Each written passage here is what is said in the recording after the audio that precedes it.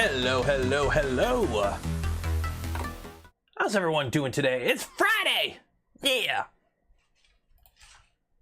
Turn the music on before I forget. How's everyone doing today? It's Friday! I was gonna start at 2, and then I moved it to 3. But then I actually could start at 2:30, so I'm live right now. So, hi! Welcome to the show. How's everyone doing? Hope you're enjoying your Friday so far. For those east of me, hopefully you're off work. For those west of me, hopefully you get off work soon.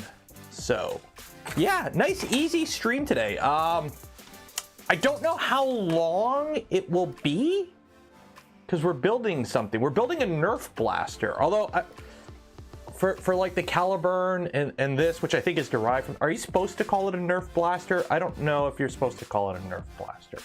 I don't know how the lawyers are with that. But anyways, we're building a NERF blaster. So yeah, so today's stream is something a little out of the ordinary. Friend of the channel's like, hey, do you want to build one of these? I'm like, yeah. And so they sent me a parts kit. I've got all the gubbins here. Hopefully this is everything I need to build it. And then I've gone ahead and printed all the parts in some Polymaker ABS. So hopefully we have everything that we need to do this. There's links in the description for those who want to follow along. It's the Talon Claw T4 is the specific blaster we're building. I only have the stock parts. It's supposed to have like a collapsible stock, which I thought was printed. Turns out it's not. I don't have it. So I probably will do this printed stock at some point in the future. But for now, we're just gonna YOLO it with a stockless one. And if you want the hardware kit is from Silver Fox Industries. It's not sponsored or anything. That's just the kit I'm using. If you want to know more about it, like what spring to use, I have no clue, but this is link in the description if you want to know. Hey, Cogwin, I do have a little red dot that I had on my VZ58, which is now a Safe Queen, so I might put that on this. And then I do have a little stubby pump or foregrip somewhere. I gotta find where I put it. All my pew pew stuff is in like boxes right now because government don't want me having fun. So, what's with the max? If you can't figure out that question, I worry for our future. Plus, I got to change it up and screw with the bots every now and then. So don't mention it. Don't bring it up, and hopefully anyone who decides to bot it doesn't realize it. So remember the whole thing. How we've had this conversation before, where like if I accidentally like show my address on a box, which okay, that's the PO box, so this doesn't matter. But you know how sometimes I'll like have a box and have my address on it, and what you should do is like, hey, in a DM, you're showing it. Don't go live in chat, all caps, hey, you just leaked your address, because then you're exacerbating the problem. That's not the right word, but either way. So in this regard, yes, there's a skill testing question. Shh. Anyways,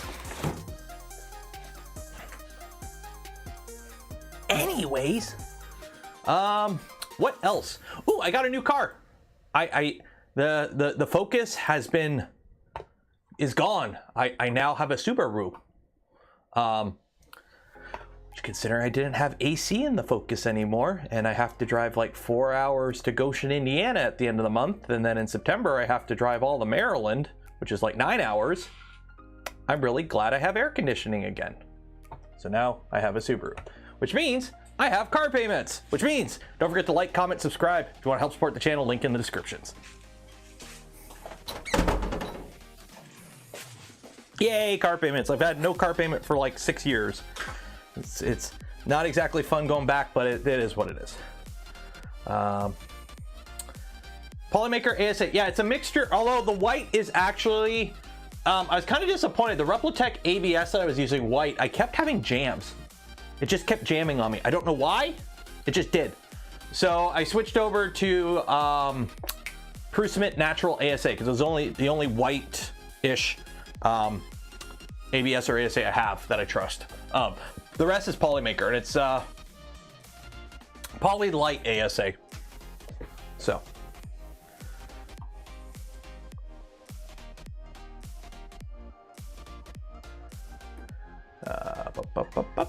So yeah, so let's, what else?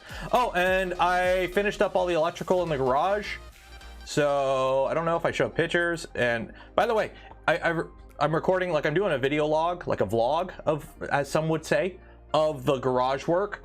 When we get to the electrical, I'm literally just gonna show like some generic B-roll and then that's it. Because after posting one picture of some electrical work on Twitter and the amount of armchair engineering, yeah, we're not doing that. So it's just gonna be, hey, I did electrical. I got my neighbor who's an electrician to come over and go, hey, you did this wrong, fix this, and it should be like this. And I went, okay, and I did that. So I'm not gonna show me doing any work electrically. I'll show like drilling holes and running wires, but I'm not gonna show any finished stuff because all I need is like 1 million people in the comments of the video. Although, to be fair, that would actually drive engagement. So maybe I will do it. Purposely do, the trick is you do something wrong and it's obvious, like you spell something wrong and then people rush to the comments because they're big brain and they have to be like, at 1 minute and 46 seconds, you said you put 4 LEDs on your keyboard when it requires 5. So you do that on purpose because some people just have to always be right and they'll run to the comments and they'll leave a comment, and YouTube loves engagement. So you do that on purpose. All YouTubers do this, by the way. So if you think you caught a YouTuber with a kerfuffle, yeah, no, they did it on purpose just to screw with you, so to drive engagement. So anyways, I might do that because, you know, it's always fun when Bob, who's like, I was an electrician in Iowa in the 60s and we didn't do it that way, you're doing it wrong, pops into the comments. So engagement. What does my neighbor know? I don't know, like 30 years as owning a renovation company, a licensed renovation company.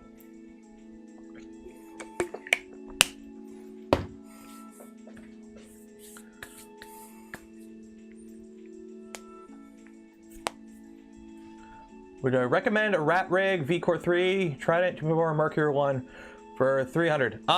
For 300, you really can't go wrong with either. I haven't built a Mercury, so I can't say anything about the Mercury.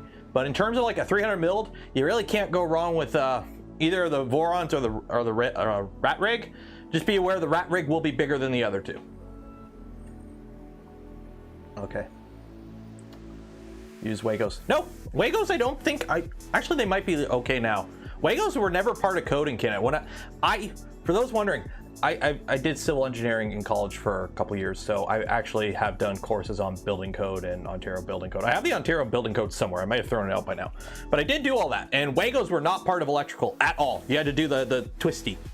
That was building code at the time. I don't know if it's changed since then, but anyways, let's build a blaster. That's the wrong button. There we go. And then also, hey, before we get started, I made this with filament. Do you want filament? Yes, you do. It's a 3D printing channel. Odds are if you're here, you enjoy 3D printing, or you just think my voice is cool, which if so, cool. Do you want to win some filament though? Because every stream we give away a spool of filament from Polymaker. Link in the description, enter for your chance to win some.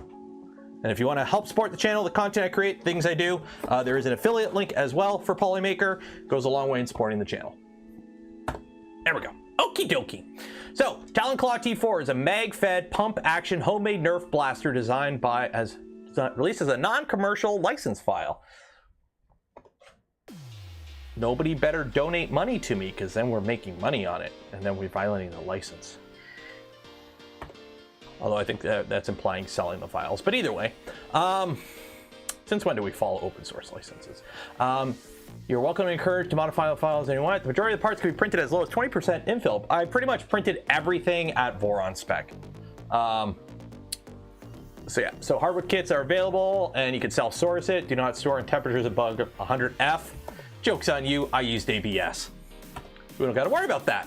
Muzzle velocities, this design can reach anywhere from 150 to 210 FPS. Depending on the darts used and the spring installed. If indoor use is intended, obtain the lower FPS springs that are currently available for the design, K31 and 788, and use them. I don't know what spring this is. Apollo sent this, and I'm assuming it's the chunky boy. So we're gonna have some fun. So anyways, I started blasting as last time I just wrote in chat. Okay, here's the parts. Do you want to build one of these? Download the manual and download the parts yourself, or buy the parts yourself. Did I scale them? No, I didn't. So we're gonna have fun. Okay, for most of the hardware, minimum required. Blah blah blah blah blah blah blah blah blah. Oh no! I need to go get my LTT store screwdriver. I'll be back in a second. It's in the garage, so I'm just gonna keep talking. So hopefully you guys can still hear me. Da, da, da, da. Hey puppy! Are you hiding at the door? Yes you are. You gotta move though. I need to get in the garage. Thank you. I don't know if you guys could still pick me up. There we go.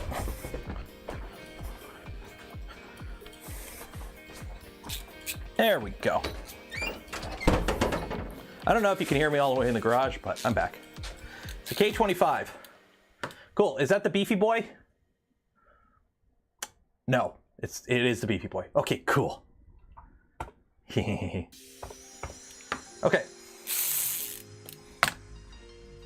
Is the room cleanish?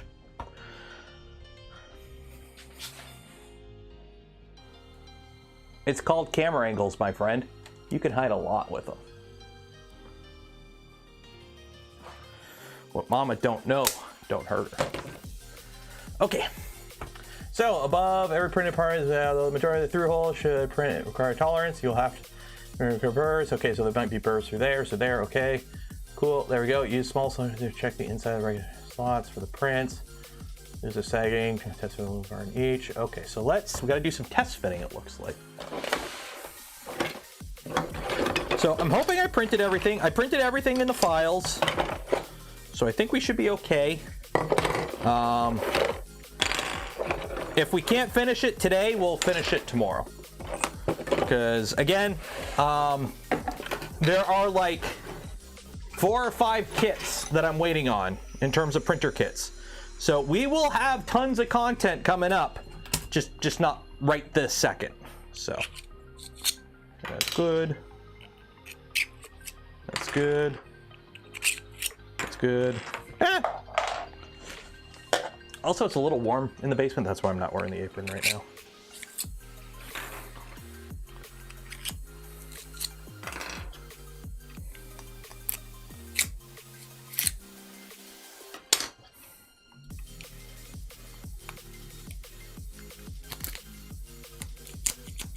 Take me less than 2 hours. That's good.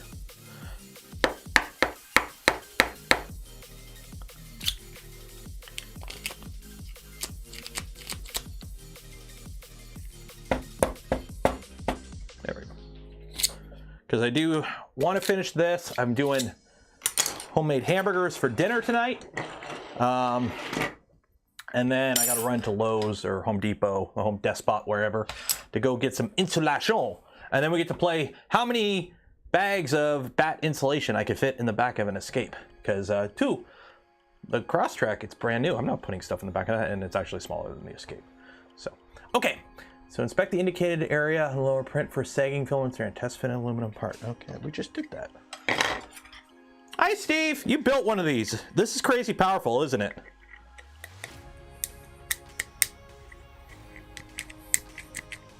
There we go. Okay, it's awesome, sweet. Let me know what you're doing for the stock. Do you have the stock? Because there's a collapsible stock that you can buy for this, and then there's like a printed stock. So I might do the printed stock. Okay, so inspect the area and look for sagging. Okay. Slide the Ram F. What is the Ram F? Oh, there are machine parts in here. Ooh. We got some machined aluminium in this. Oh, we're gonna have some fun with this. Okay. So we got that. I wish I knew what color these were. Okay, we're gonna need that. Okay, that. Okay. That goes there. Wait. No, that has the space on the bottom. There should be a different one.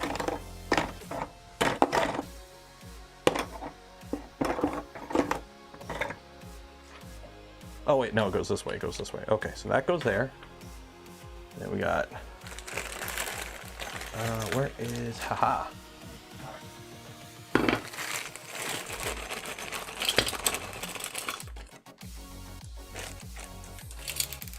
I've got string, or actually that's elastic.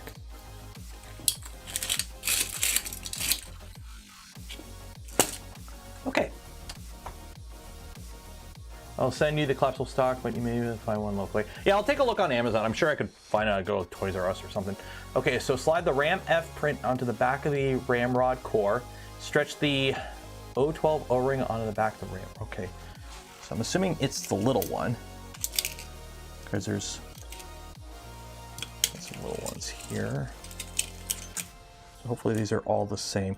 By the way, if anyone's ever worked with O-rings, for anyone that has ever worked with O-rings, nothing is more annoying than, especially in an industrial level, where there's different sizes of O-rings, and there's standard, and there's metric, and there's different like manufacturers, and you can't figure out which one's which, and you're sitting there with like 5 different containers of O-rings, and you got a shredded up O-ring that's completely destroyed, and you don't really know how big it is, and you're like trying to find the replacement, and you're digging through, and you got bags of extras, and it's just a drawer in a oh my god.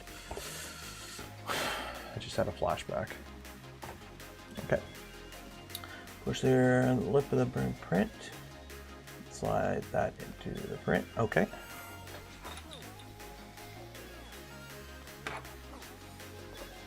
So does it go over the print? Okay. Push them back up against the lip of the... No, it doesn't. Oh, it just sits against it. So it looks like it just sits right there. So that just kind of sits there. And this goes like that. And then I got some screws here. Okay. And what size screws are these? Those are just little screws, I guess.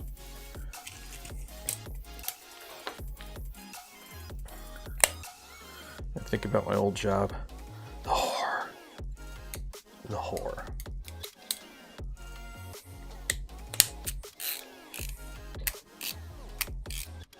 Yeah, everything on this, if I remember correctly, is going to be standard too. We don't, none of that metric stuff that we're used to.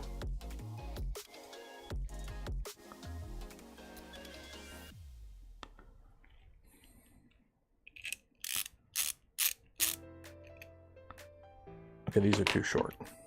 These are too short.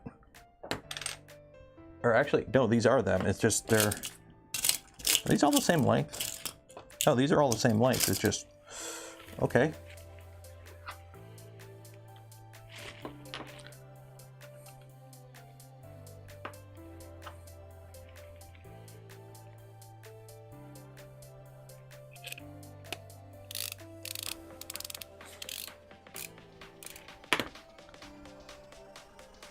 I really... There is a metric version out there. Okay.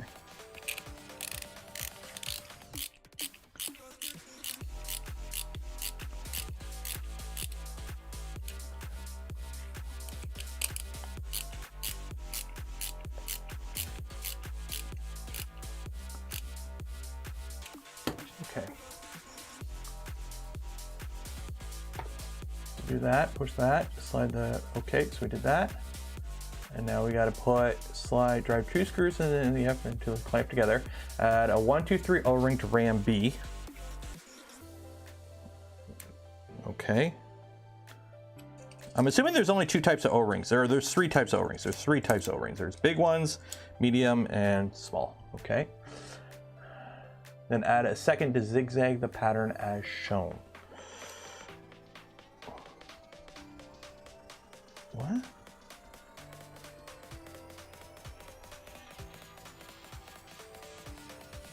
Mine doesn't have this notch there. Steve gifted 5 community memberships. Cheers. I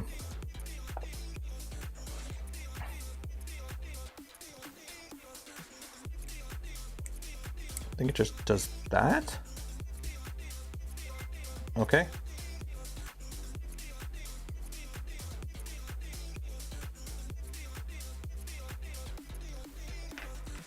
Building a rook. I will be building a rook in the future, yes. Okay. Okay, drive a screw into each side until clamps against the ramrod core. Okay, is there a...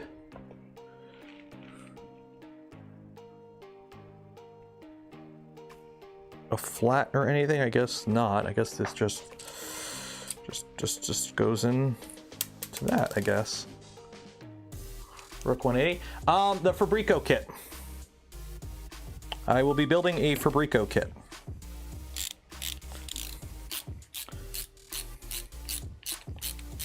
And then the VZ bot is a 330 kit I'm building, and that one should hopefully it's supposed to be landing at the guy who's sending it to me in the next week or so, hopefully. Oh, did somebody else gift memberships and I missed it? David gifted 5 community memberships. Cheers. Okay, so that's that. Okay, so put that. Now we got another one of these guys, and that goes in that slot right there. Right there, okay. And it goes away from that. I don't think it really matters. Okay.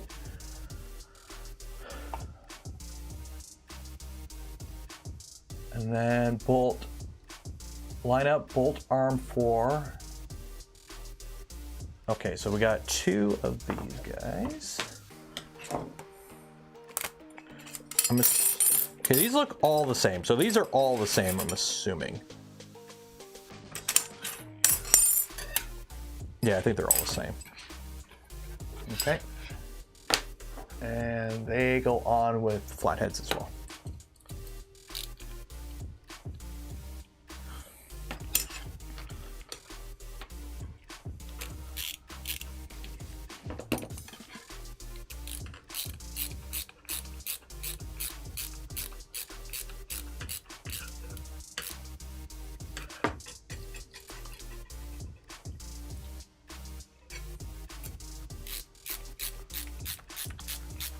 When you get to the part with the standoff and the little cushion, add an M2 washer at the end of it so the cushion doesn't fly off on you. Okay. Spam me in chat when we get to that, because I will forget.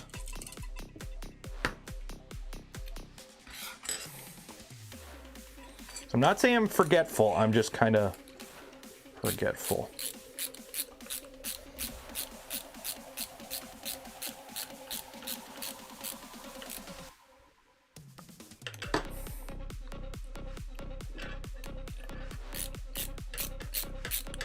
But I'm working on, I'm hoping to have a video this weekend. It's just all my free time is kind of like, it's getting spring, like it's spring has sprung, so house stuff, and been trying to get that garage, trying to get the garage to a state, it doesn't have to be done, but I want to get it to a state that I can actually do stuff out there, because especially when we do the XL build, I need room for that. Okay, so we got that. So now we have pushed the long hex standoff into the front of the plunger print. Okay. You may need to use a hammer to tap it in place until it bottoms out in the socket. Okay.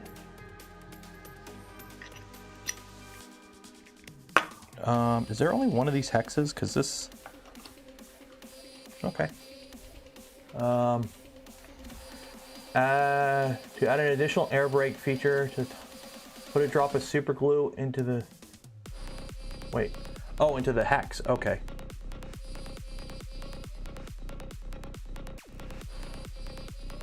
Okay. So we gotta put this in here.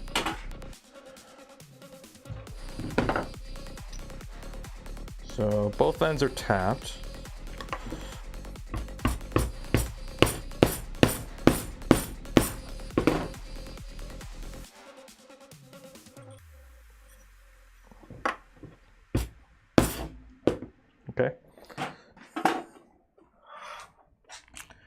So I need it's another one of those screws, and there's supposed to be a little grommet. There we go.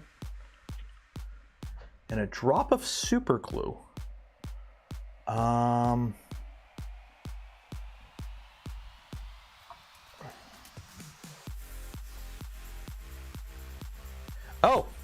add an M2 washer. So this is where you want me to add that M2 washer. So you want me to add the M2 washer onto that. I think I have M2 washers. I may have M2 washers. I may not have M2 washers. M2 washers are kind of small. So I don't know if I have M2 washers. I got M3 washers. I don't think I have M2s. Oh, I do. I may. Hopefully. Whatever size are these? Thread locker will work. That is not M2.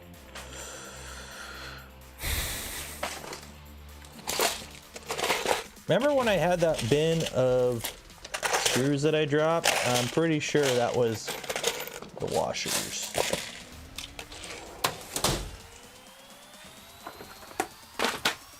I got conformal coating I'll probably use. Will an M3 washer work?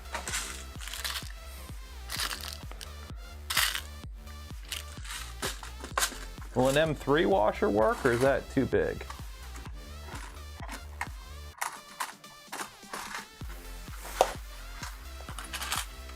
I've got M3 washer. Oh, wait, I actually have an M. Are you an M2? You're an M2. There we go.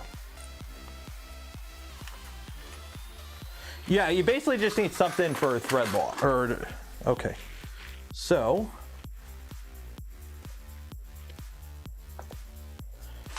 put the where'd it go?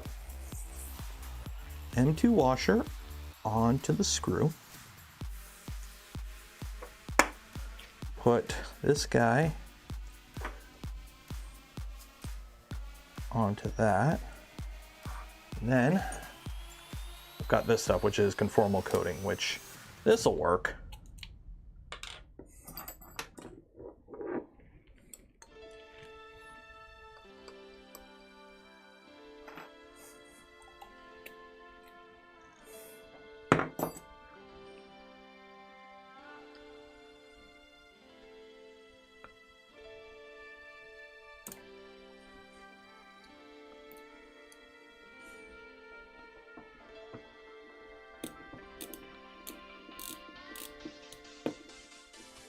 Okay, so how tight, like,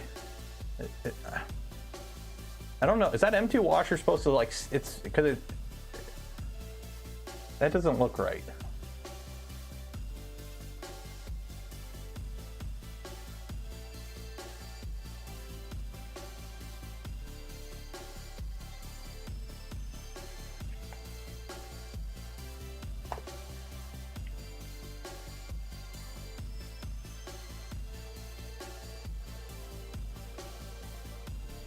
Chest fit into the back of the RAM. Well, how does it? Like, if it doesn't have to seal off on anything, we're okay. It just, I don't think it's supposed to.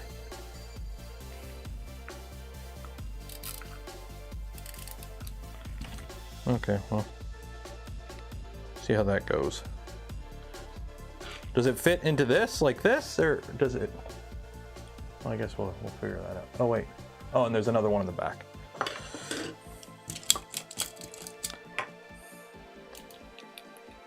It's more of a cushion. Okay.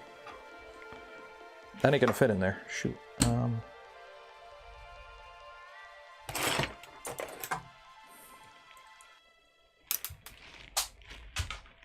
Hopefully I have extra screws. There we go.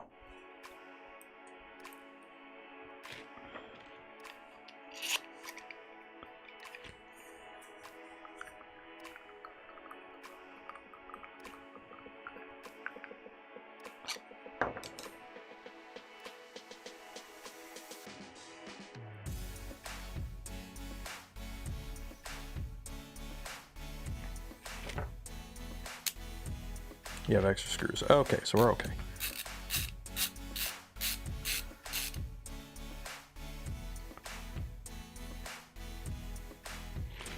Let me find one. Actually, I'm gonna put. Do I still have some? Yeah, I do. Oh no, this is dry. This is dry.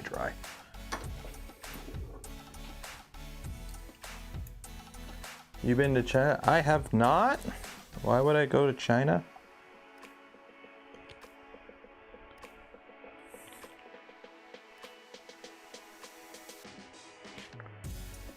Oh, I'm wearing Naomi's shirt, that's why. Forgot. It was on the top of the pile.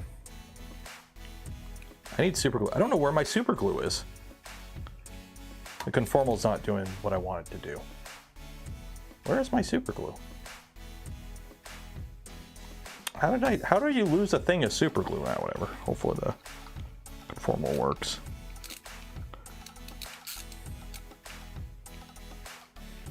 There we go. Whatever.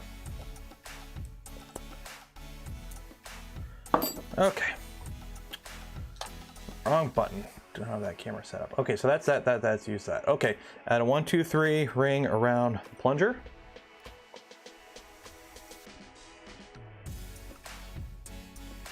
Okay. Okay, so now we need to get that part's kind of done. That part's done. So now we need, what part is that? Is it this part? No. Oh, it's this part. Okay. Did I put it in the freezer? No, but I did buy a new freezer finally. We haven't had a bunker freezer in the garage in like ages. And I finally went and bought a new one at Costco yesterday.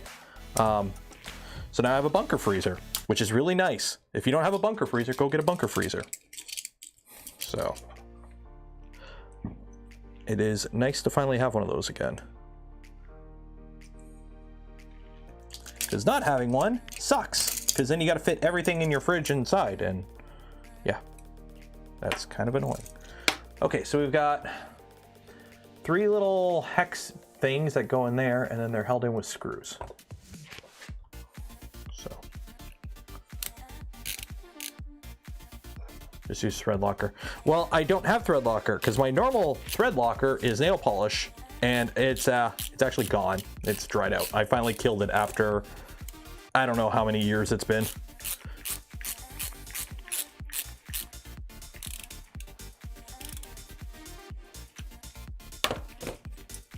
Ah, shoot.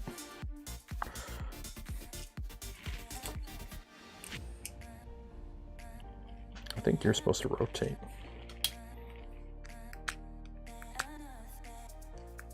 Nope, that is supposed to be like that. Okay.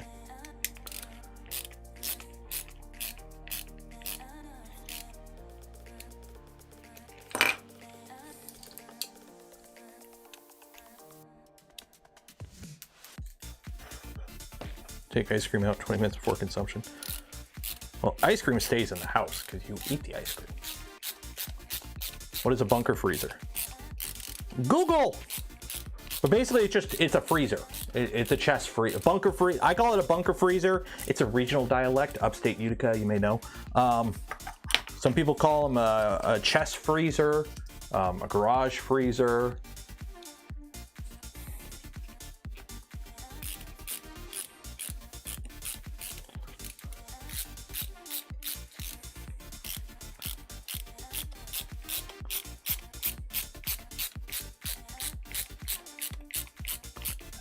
LTT ratchet.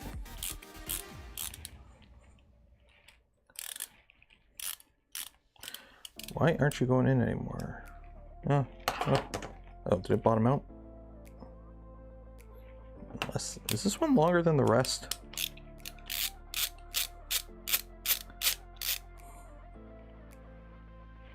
Okay.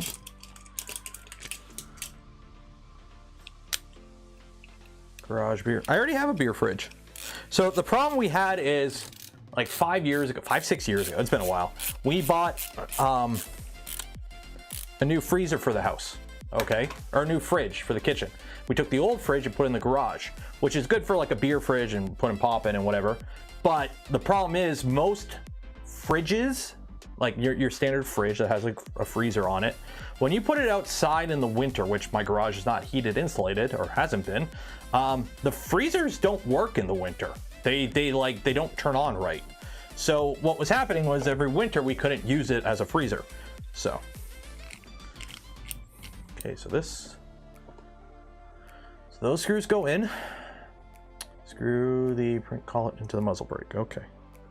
That's the muzzle brake? Okay. Cool. Can I suppress this? Okay. Drive a 410 screw into the grip right or indicate it until it bottoms out. Repeat for grip left. Okay.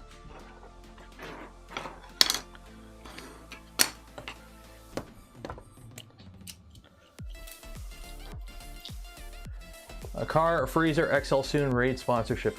I hope. Also, don't forget I'm renovating a garage. So let's just say that, remember how I was talking about I wanted to get a new camera? Yeah, guess what ain't happening?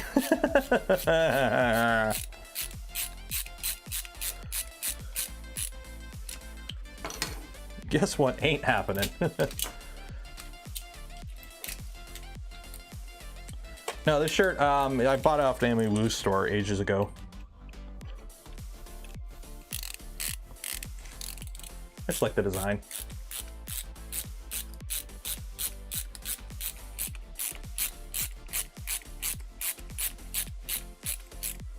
Okay, so we got that, okay. Force a pin. So I need that piece and that piece, okay. So, okay, so I got some brim. I did print some of these parts with a brim, so not all, but some. So that goes there. And this goes like this. So that goes there, and there's supposed to be a pin?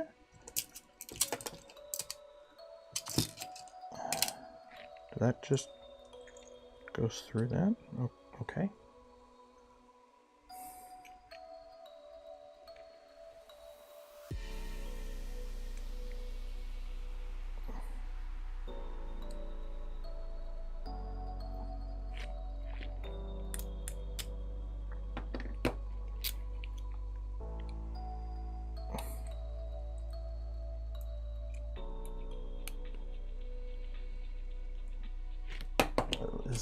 Are all the pins the same? I'm assuming. Yeah, they look the same. Okay.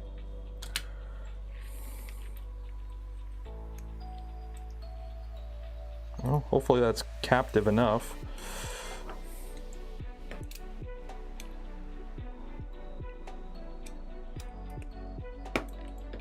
Okay. PF Dennis gifted 5 community memberships. Cheers.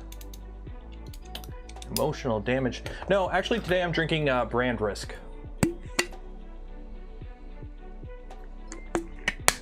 There's screws on either side later on. Okay, that's good.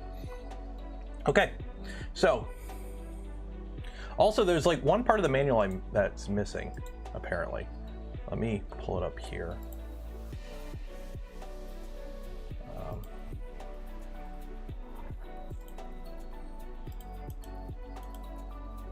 Okay, this is later on. Okay, cool.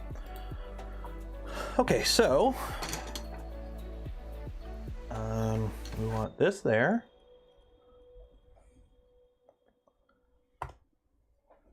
Take our grip.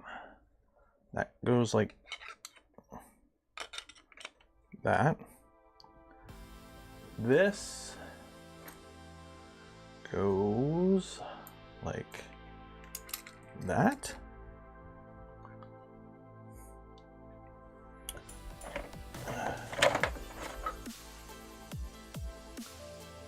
This goes, what the heck is that screw into? I got no hole there. No, wait, that ain't the right piece.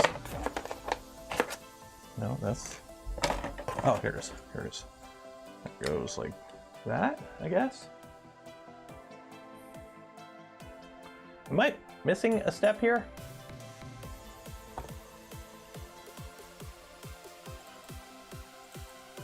What is this? Oh, it's one of these nylon spacers. Okay, so grip the center hole, that grip between that. Place screw into the grip left, print a center hole plastic spacer. Okay, so.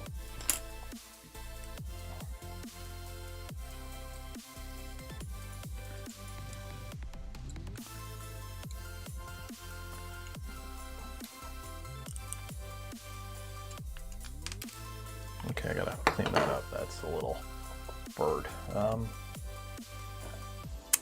Where's my knife? Knife.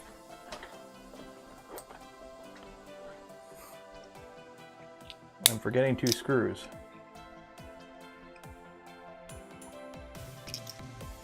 Yeah, plastic bit. Yeah, I just gotta. There's a little bit of a burr here.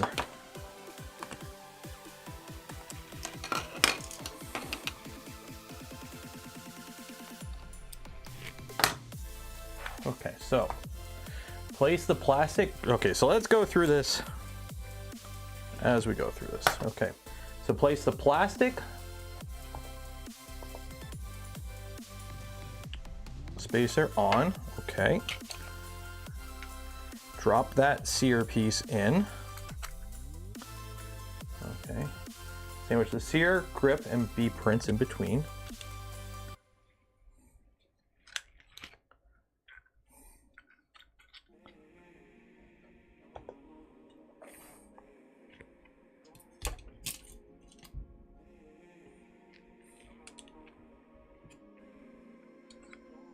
Okay, and then put the other half on.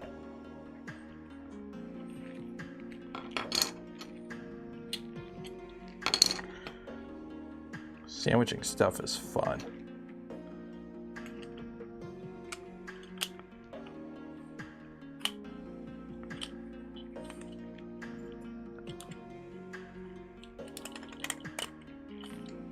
That, haha, I go pew pew.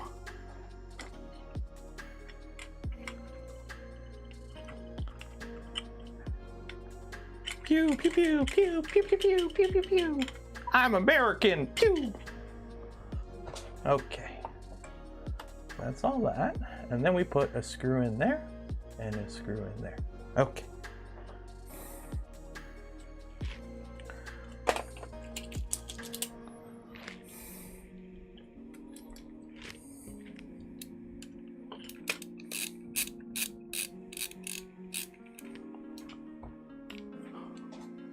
Somebody say America.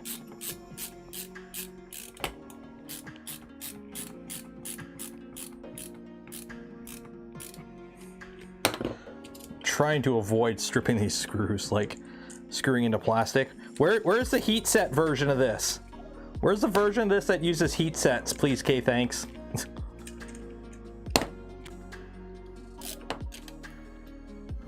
I am American, confirm that's what we sound like. Pause for a sec. What do you want me to pause for a sec for? There's extend. There are springs. I got a bunch of springs in there.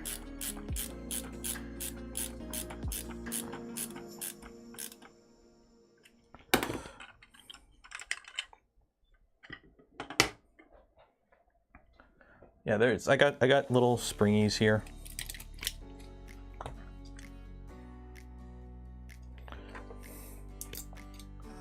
Put the spring in now. Okay, well, where does it go? Where does it? So I can take the one side off. I think. I can't. Shit. So how do I? Where does the spring go?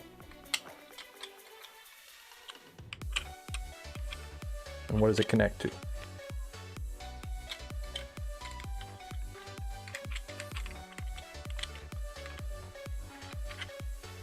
There's a place for a 440 screw in the grip. One slice.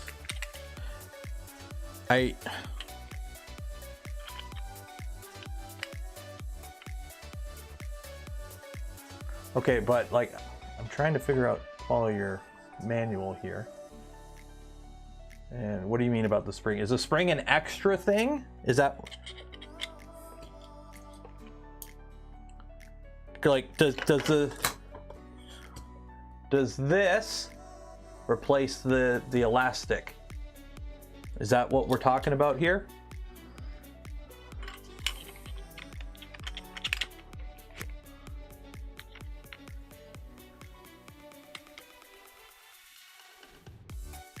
Okay, do you have a link? Do you have a link to that information, Apulo, on how to properly do this? Okay, so I got to take this back apart. Let me take this back apart.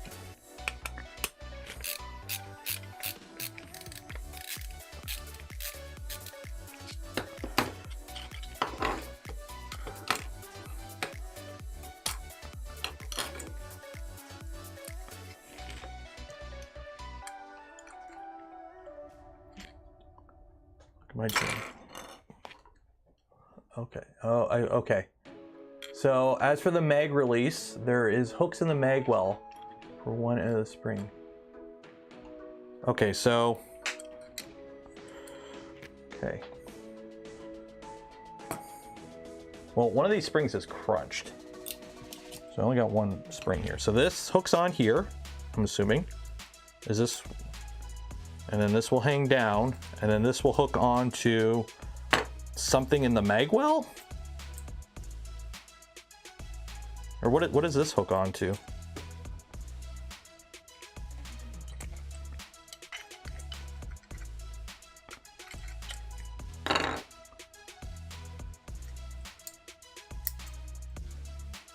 What does this guy hook onto?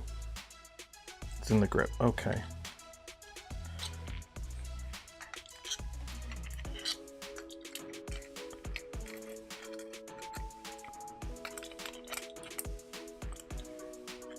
Trying to see if, oh, there will be I put a screw in there. So I put a screw in there and then it hooks onto that. Ah, I see.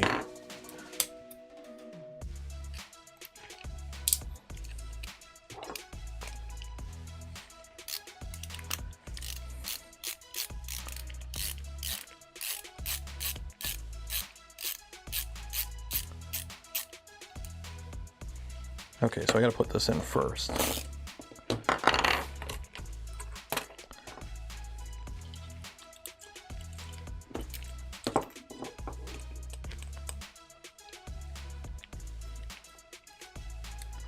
Okay, so this is an upgrade apparently versus the like stock spring mechanism.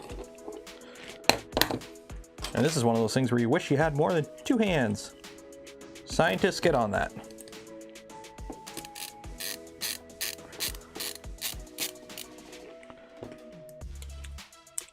There we go. Okay, so that goes there.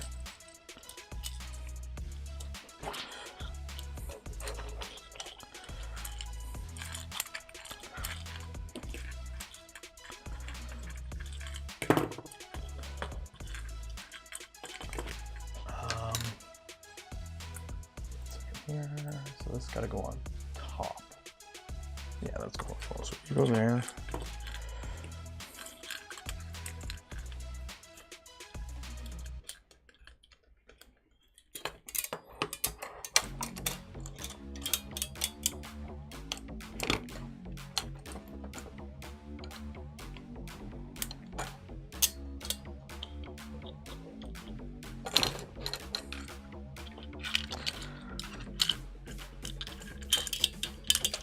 There we go.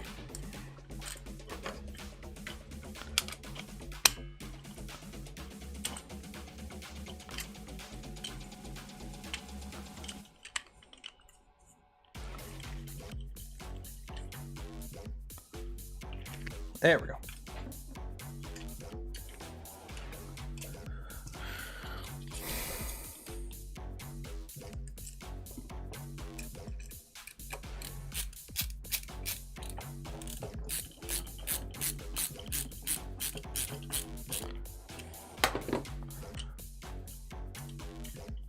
Really cool color. Yeah, it's American.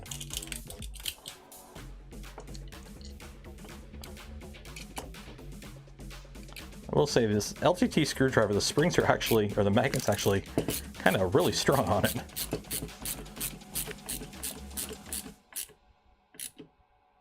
For the mag well, might be a third spring. Yeah, I've got the one spring got a little kind of crunched, it looks like. We might be able to salvage it. We'll see.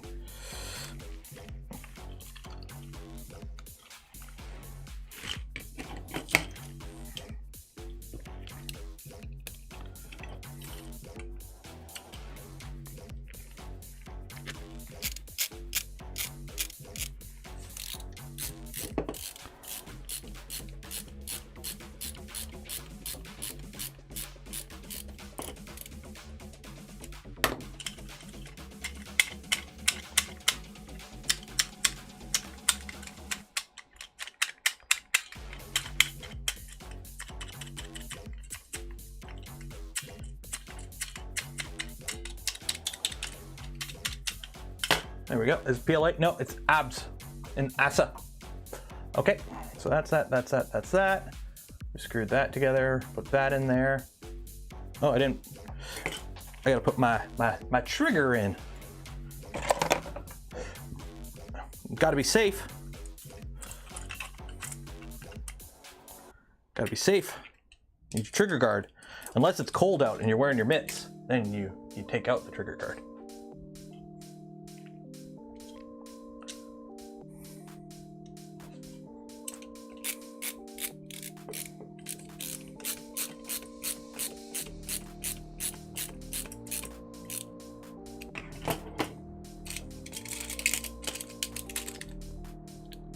What brand is the orange? What orange? This is red.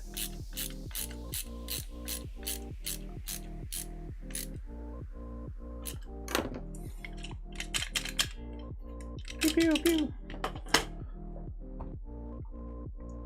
That. Okay. So we don't have to do this because we've got a better trigger in it. Okay, so now we got to do the mag well. Okay, so that goes like that. So we got a paddle, which is this guy.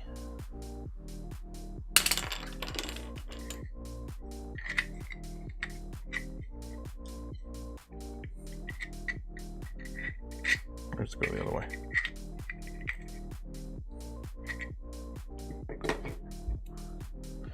Be nice if they showed the part here before they put it in there. So that goes like that. Okay, so that actually goes right about there. Okay.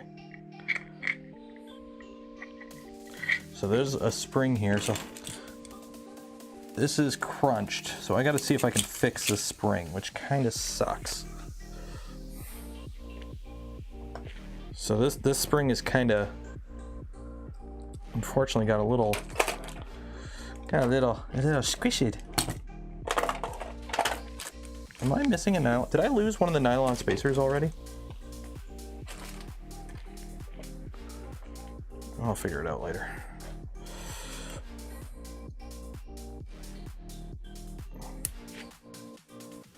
How many FPS is it rated for? Yes.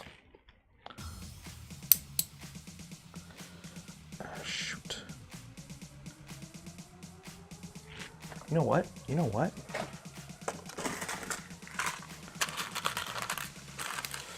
This is just mag release, right? So it doesn't have to be exactly the same. It just got to be close enough, right? It's a mag release.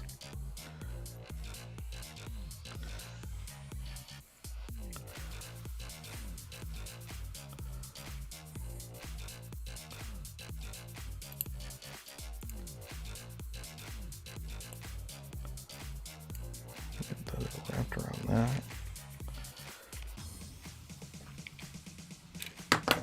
I need a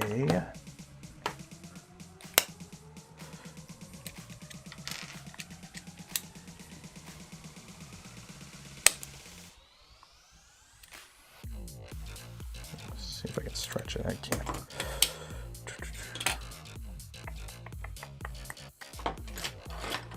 How's the rat rig? So far, so good. I haven't printed on it a ton just because I haven't been printing a lot lately, but I have done a few test prints just to verify everything's working fine, and seems to be okay. There we go. Okay, so that goes on there like that. So we're gonna have a purple spring for this, but that'll do.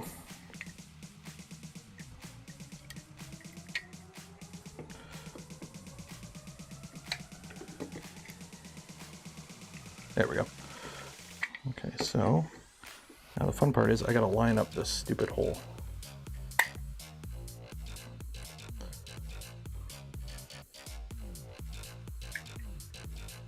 That doesn't line up at all. There we go, okay. Ah.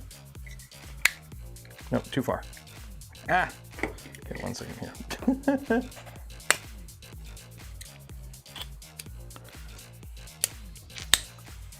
What is a new challenge? Are you talking about the monthly community challenge? It will be, I haven't posted it up yet, but it's going to be summer prints. So.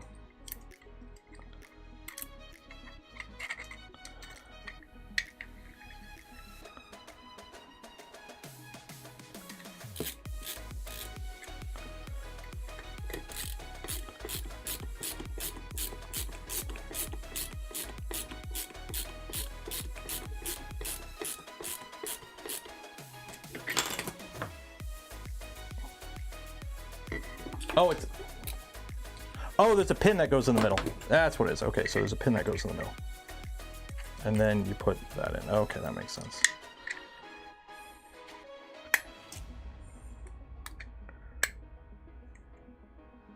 Shoot.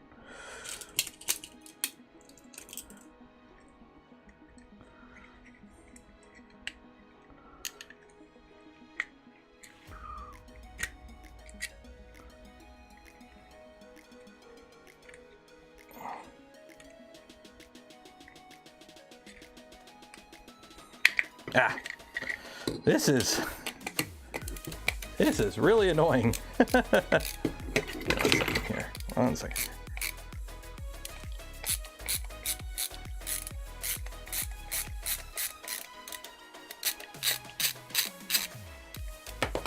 Okay, so.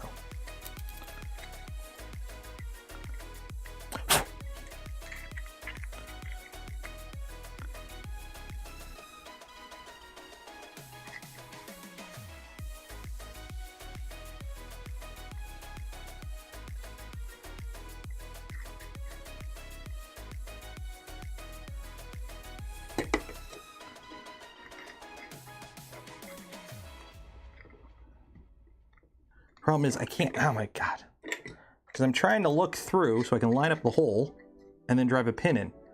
But I can't really like, there.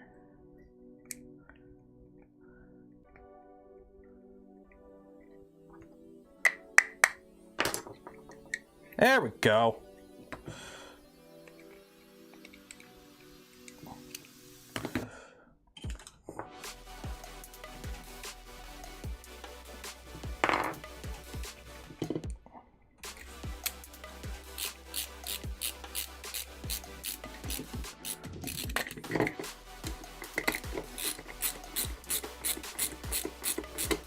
And then you put a screw on each side, which holds it in place.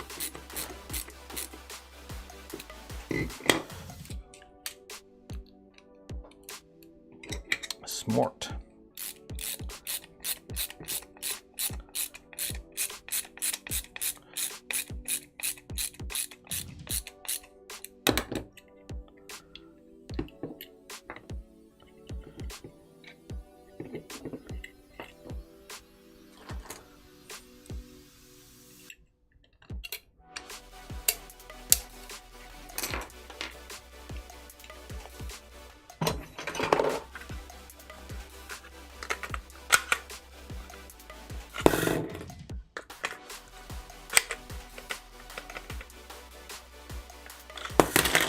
Okay, we're good. So that is mag release.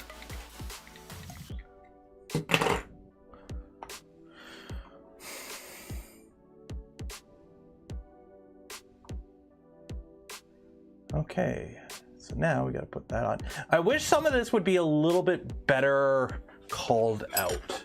That's the only thing I'm really like, you know, I'm gonna be finicky. I compare stuff to Boron design language, right? In terms of like how stuff's labeled and how stuff's, so it's kind of like, not saying these instructions are bad. It's just, it's taken me a minute to kind of figure out what I'm looking at sometimes. Must be nice if these were actually labeled too. Okay, so that goes there, that goes there. Okay. So that goes there. Then we have a screw going up there and then a screw going there. Wait, drive it forward in the angled underside of the BS print to secure it, and then drive it forward to secure that. Okay.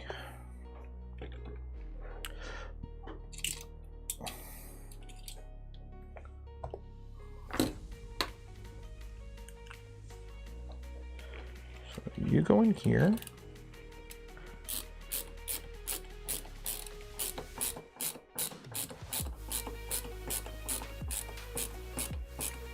Also, more clearance for LTT score screwdrivers. I use these really shitty ones here. And then another one up top.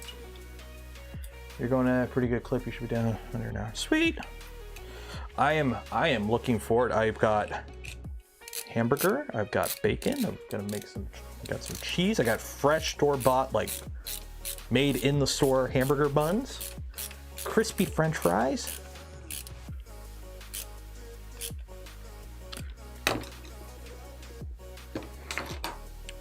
Okay, there's that. There's that. That slides onto that, like so. I haven't had to grease anything yet. I'm not missing anything, right? I haven't had to grease anything yet, I don't think. Okay, so that slides on there. And then these are... Okay, so I put the other two on.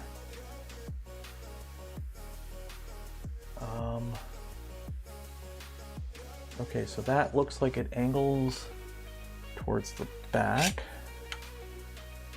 And then that's the wrong camera angle. Okay, so before I put this last one on, I need the pump, which pumps towards the front. And then these go into here. Okay, let me take that off. And it looks like nuts go in. Okay, so nuts go in there. I love these drawings of the nuts.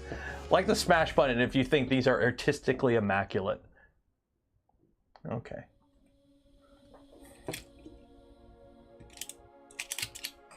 So, nut. Nut.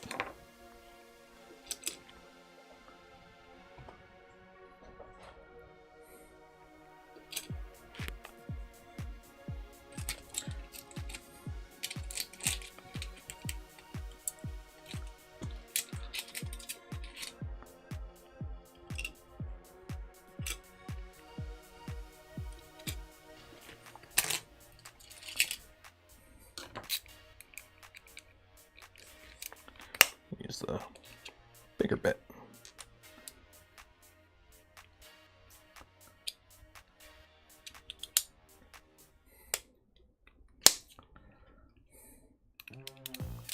Okay, so slide the Doom 4 print onto that, and then the BSF to the bolt over, slide a hex nut in, and then 1032 screw. 1032, what kind of name for a screw is 1032?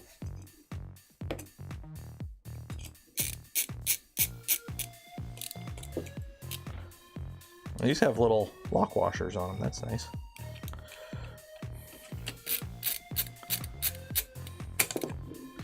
So this is a Nerf gun I can't let the little guy play with, I'm assuming.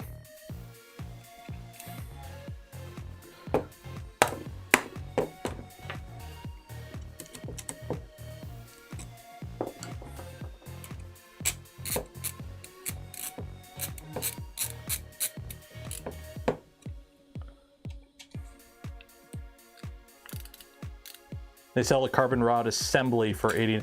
Oh, are you talking about the X gantry? Yeah, and you also have to completely disassemble pretty much the entire printer to replace that one bearing that died on your XY joint.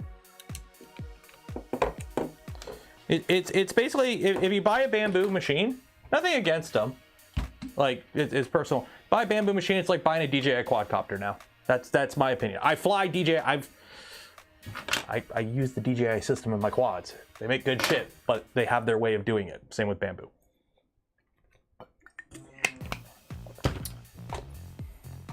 Okay, so we did that. Overhead.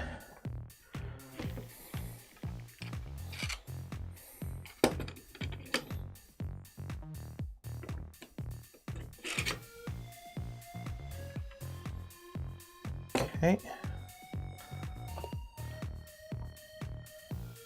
And then that whole assembly. Oh, I gotta put more rails in here. Okay, so slide the barrel. Oh, barrel. Okay,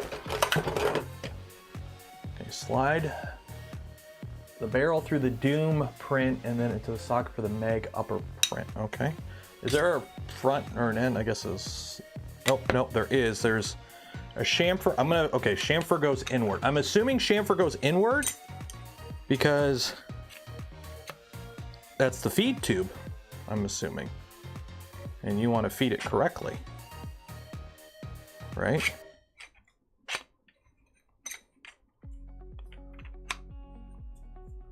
Yeah, well, assistant dart loading. Okay, so that goes there. Okay, so we've got our barrel.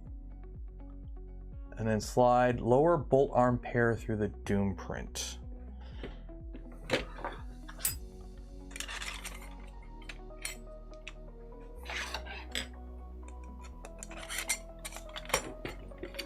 So our thing looks like that now.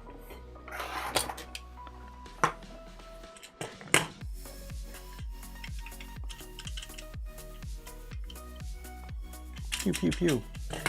Okay. The arms are backwards. No, they're not. They got the two holes are in the front. Two holes are in the front. That's right.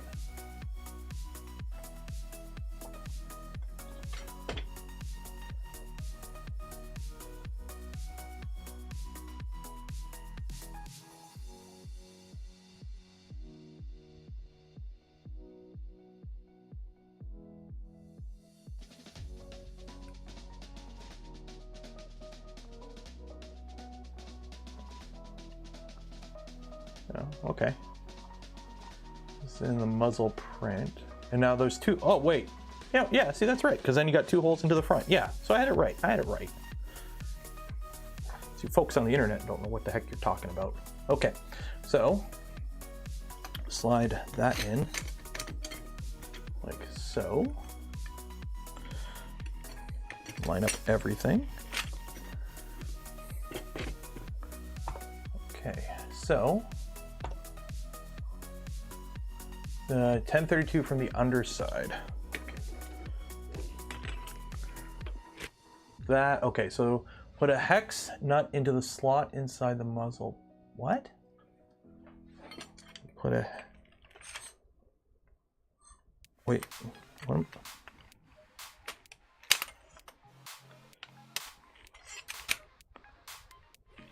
am I looking at here? Okay, put, oh, from the top, okay.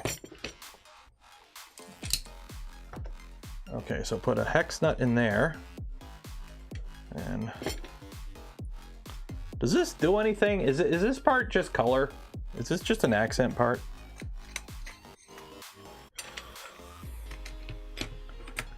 Okay, that goes there. So I'm gonna squish everything together while I tighten this.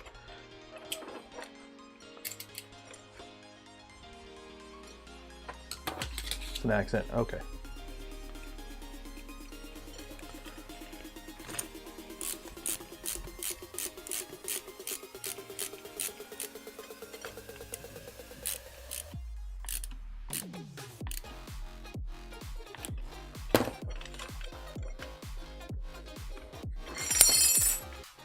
Go.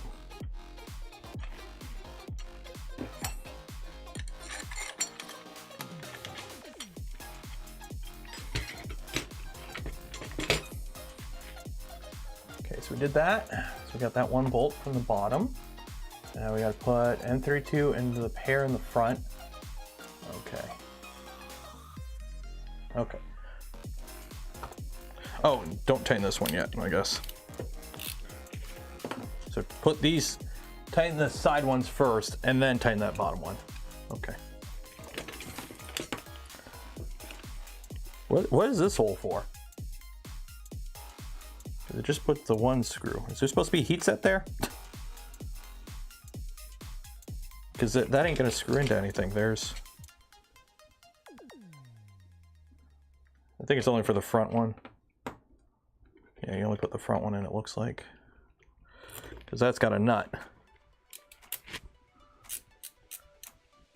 Put in a cover, okay.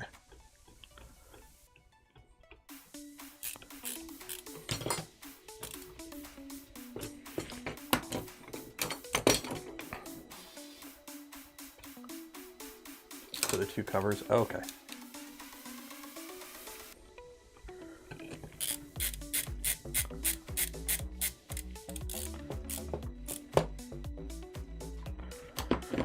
Okay. So tighten that one down on the barrel. Not too tight that you compress the barrel. Okay. Cool.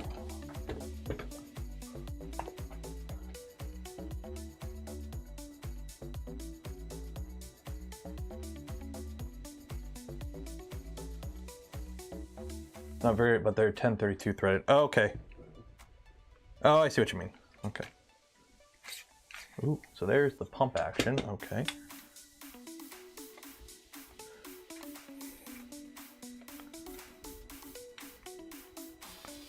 Okay, so that's that.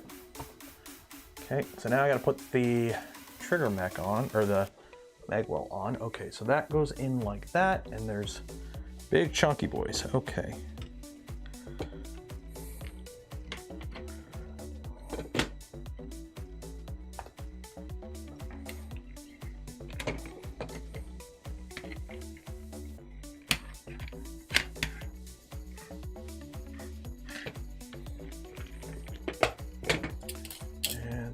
You get two.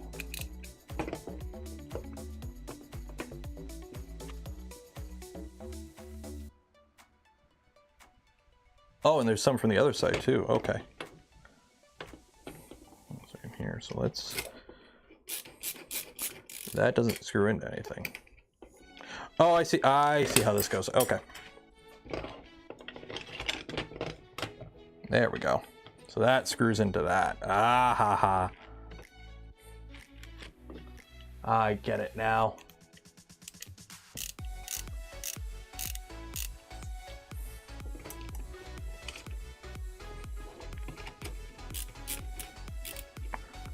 Okay, so why aren't you all over there here? Totally doing this just to compress it. There we go for now. Okay. Hey, Maker Viking.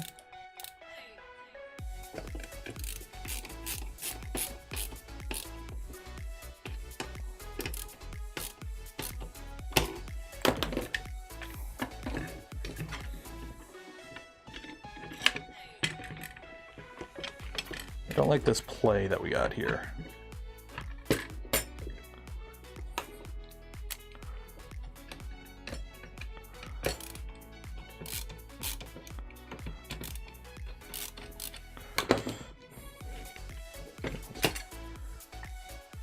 Oh, shoot, shoot, shoot, shoot.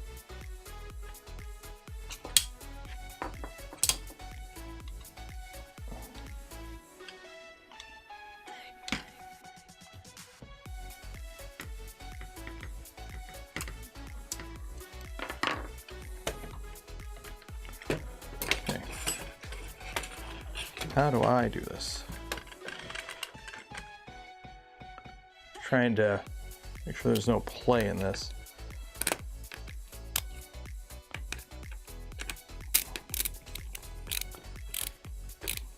Try not to also drop it at the same time. Yeah, good enough. Figure it out later.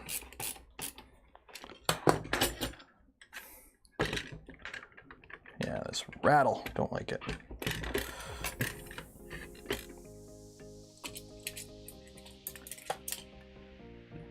Nothing a little drop of epoxy later on can't fix now, can it?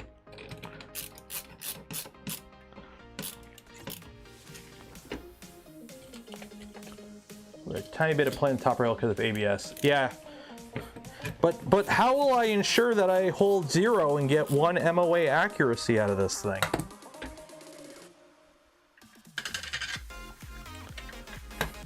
I want my 1 MOA accuracy. Without it, I'm useless.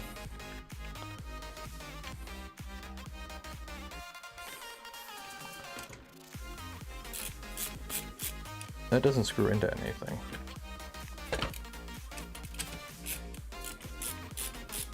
This doesn't screw into anything. Am I missing something?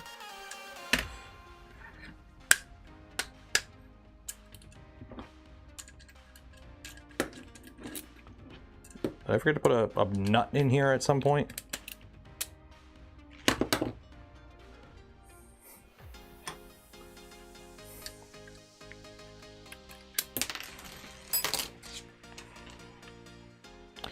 I think I did. Is there supposed to be a nut in here? Supposed to be a nut in there?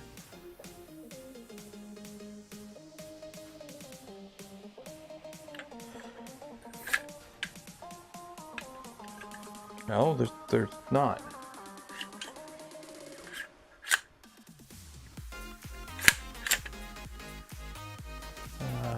Then what does that screw into? Apply both ends of the mag assembly. Drive A to the top of the assembly. There's nothing for the screw to screw into. There is literally nothing for this screw to screw into. There is an aluminum bar. It's not tapped or anything. It just goes through the bar. Oh, there's another bar that goes. Oh, I don't see the other bar. I'm blind.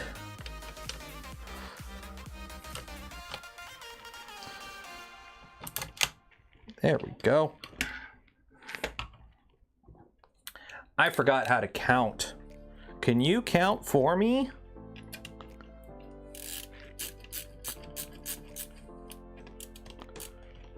There we go.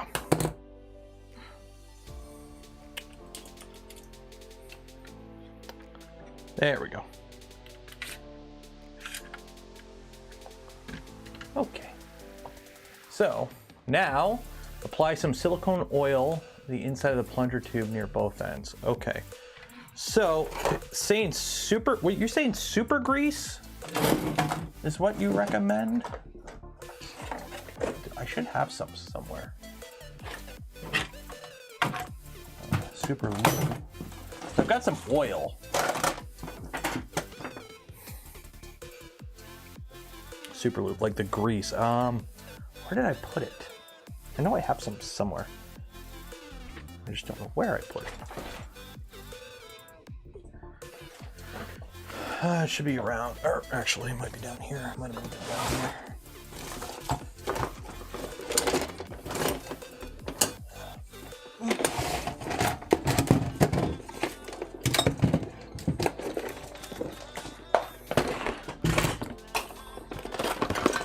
Yep.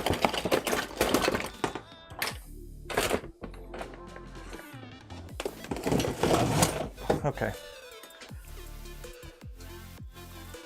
So just slather some around both ends, I guess.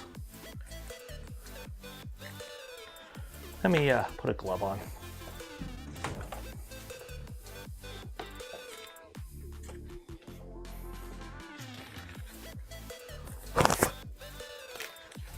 Don't go crazy. I'm not gonna go crazy, just gonna wet my whistle.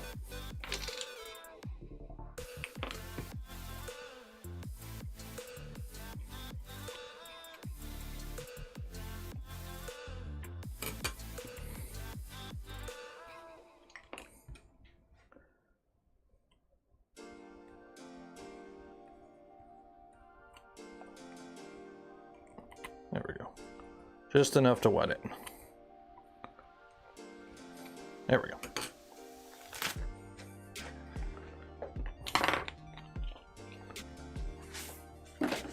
There we go.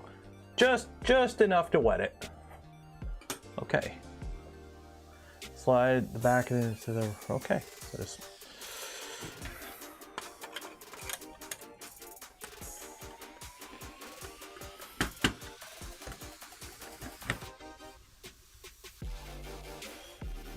okay.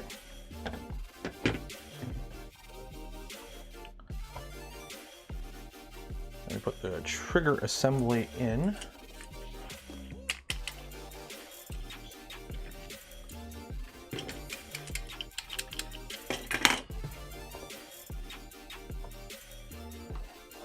Yeah, it's Friday.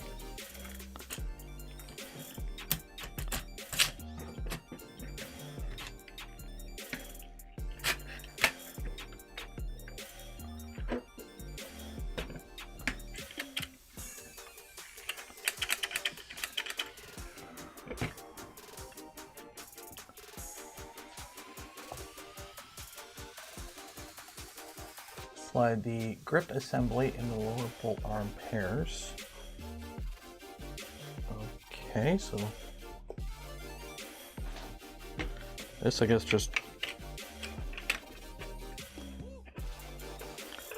Okay, this has no seal on it. Is this supposed to be kind of loosey-goosey? I don't feel any seal on this at all. Should I have done that like extra thing on this too? I don't remember it saying it. Let me...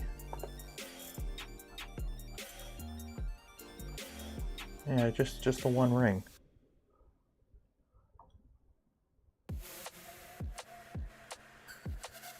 No, I only have one. Should there be two? Because it only shows one. Add an O to the plunger. I have two O-rings. Should I put two O-rings on this plunger?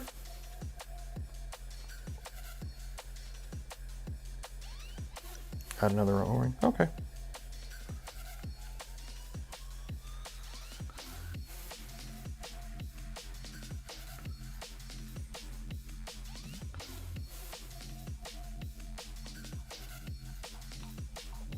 Let's go back to where we were. Okay, so put that in. Put that.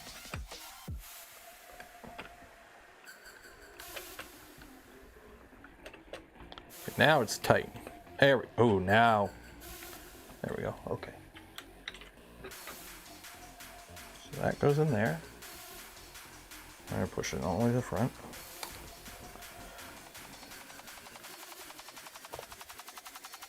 Add some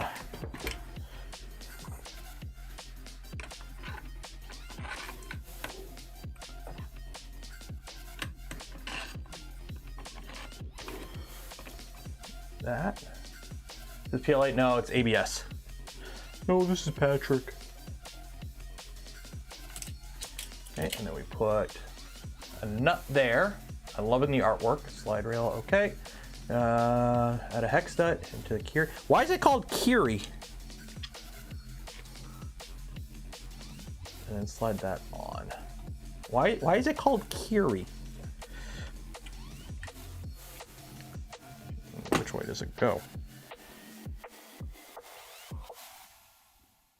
With the angle side forward. Okay. Why is it called Kiri?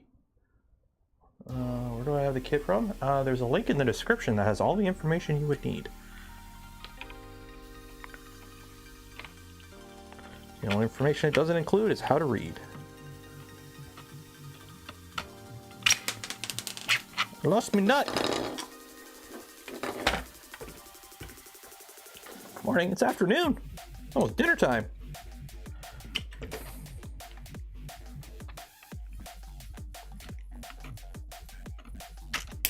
Nope.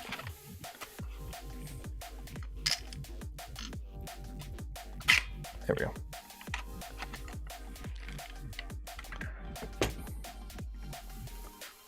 Okay. Feel it'd be better?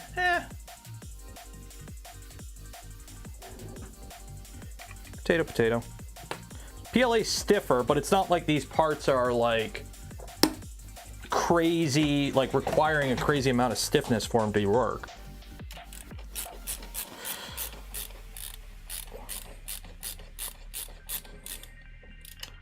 Okay, why aren't you...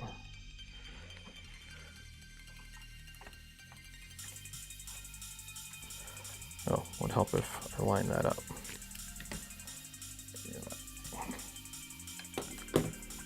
The nut.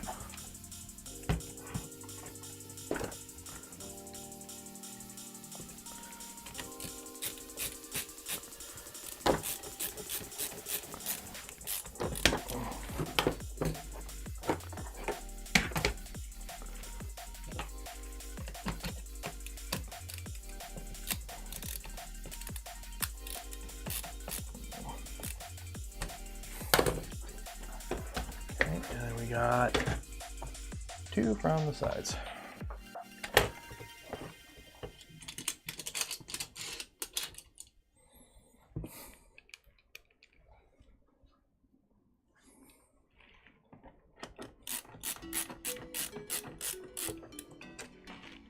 These don't screw into anything. What's going on here? Line up the hex nut in the hole, then drive it through the print into the bolt armor. The hex nut and clamps it in place. What?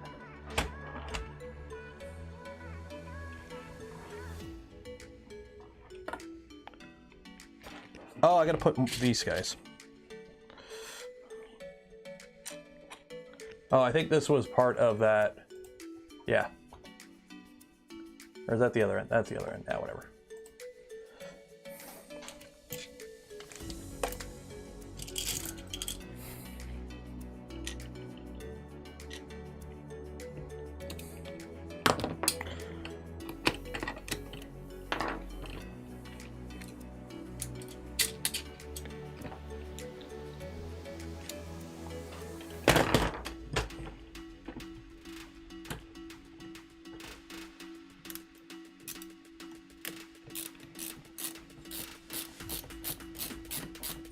There we go.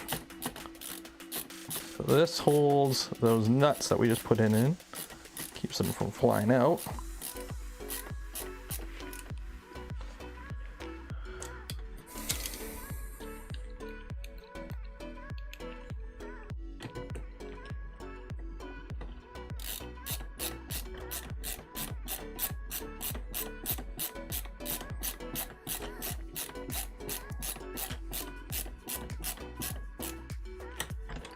There we go. Now I can put these in. Casual Friday. That and it's warm. We got like a bit of a heat wave right now, so it's like, what is it? It's like 90 out for you Americans.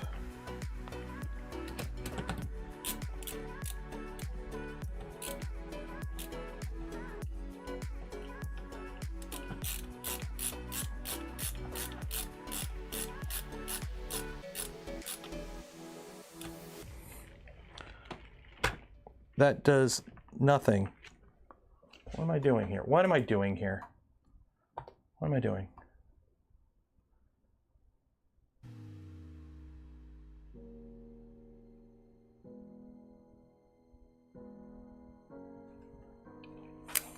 I can't drive it in all the way. I have to. There we go. Okay, well, you can't screw it in all the way. Apparently it's just to like friction fit them or something. This part's weird.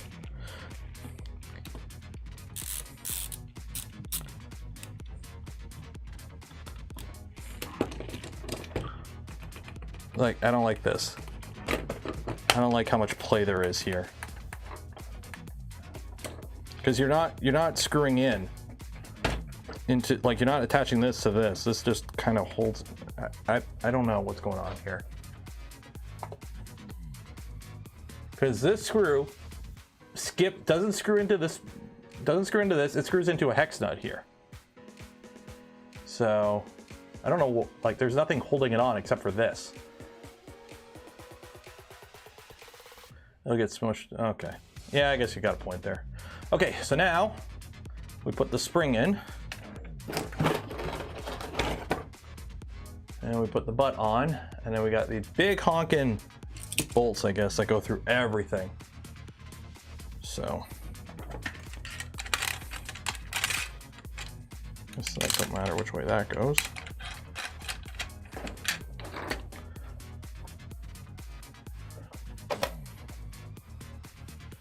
We put some nut in there, nut in there,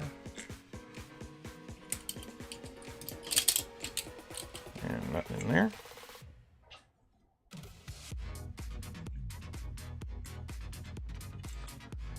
And then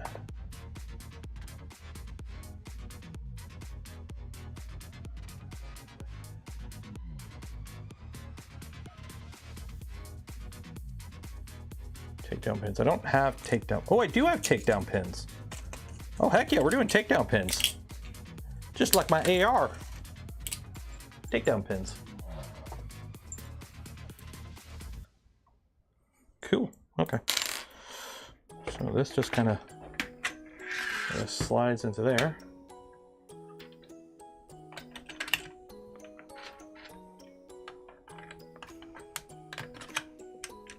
So the problem with takedown pins, you gotta, how do you supposed to pin it?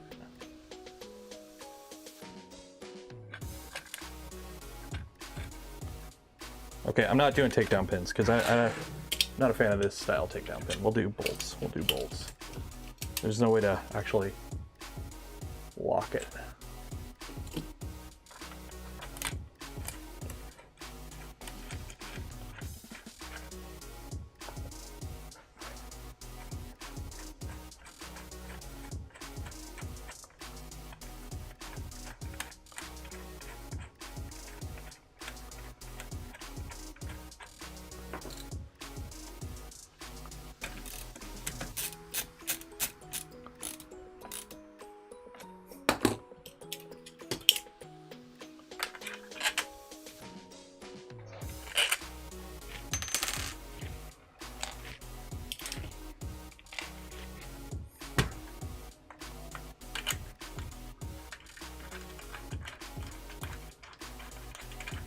Print some cotter pins. Printing cotter pins? Okay.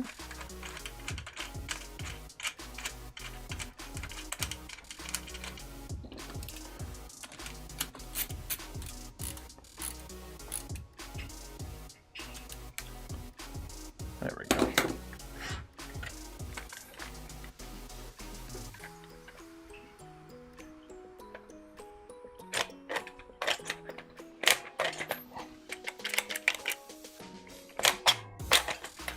Oh, that's a lot of tension under that. Okay. Optional collapsing stock slide. Okay, so we're not going to put a collapsing stock on this right now because I don't have the material for it. So we're not doing that. So do I need to do this?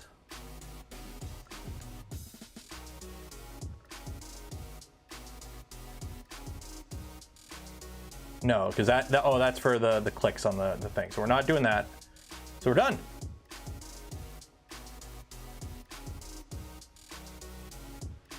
Yeah, so we're done. Okay. So there's actually some more that we missed on the front here. So we've got a bunch of pieces here.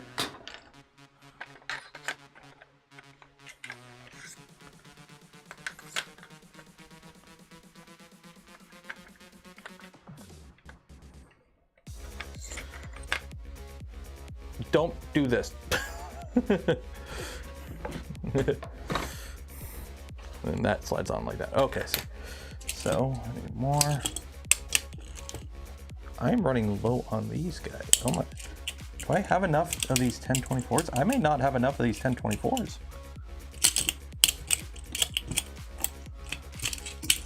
I'm out of 1024s.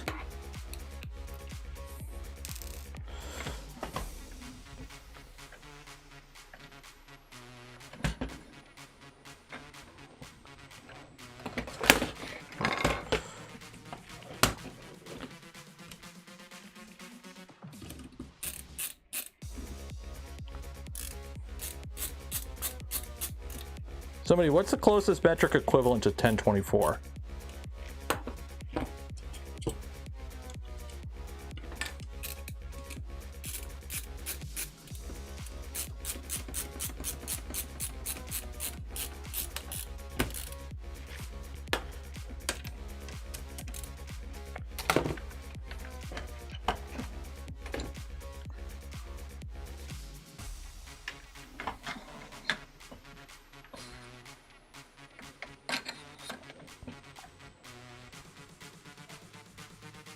Or not 1024, whatever, 432s or whatever the heck these itty bitty guys are.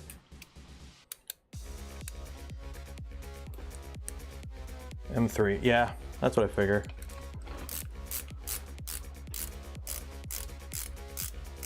Pretty sure I have some M3s that'll work for this.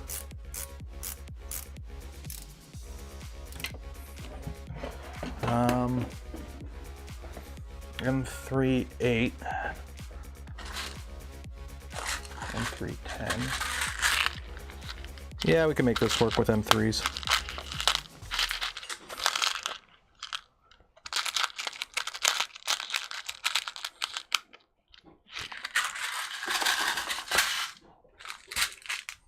check the floor.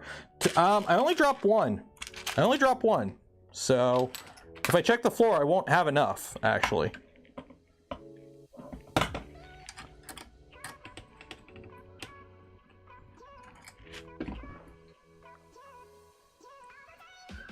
Imperial came before metric. That is true.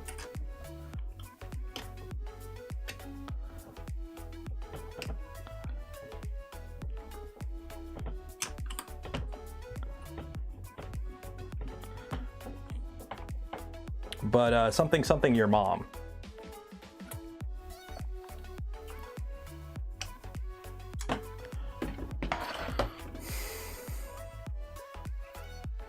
Do you think Rook is a good... I haven't built a Rook yet, so I can't really say as to, you know,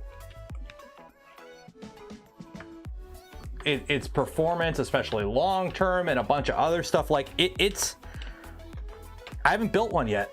And I am very much, if you're new to the channel, I'm very much a person... What are these medium-sized ones? I never used any of these medium-sized ones. Why am I worried that I didn't use any of these medium-sized washers? I really don't give opinions on stuff that I haven't used. So, like, I've heard good things about the Rook, but in terms of, is it a good, you know, first printer for those looking for a high-speed printer right off the bat? I have no idea.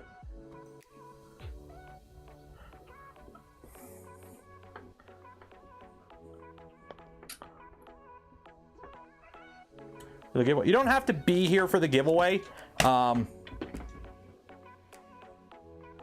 it ender bed? Yeah, yeah, you should have extra room. Do I still use the 5X Spider? Yeah. V226, my 250 V2, which is my most used printer, has a first gen spider in it. Like, they literally sent me one of the pre-production ones for review. I did the video on it, and it's been in that printer since then.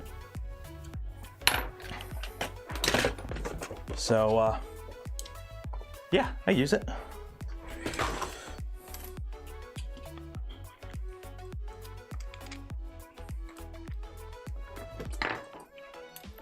Like the PI sheet? Oh yeah, there's enough overhang. You'll be okay.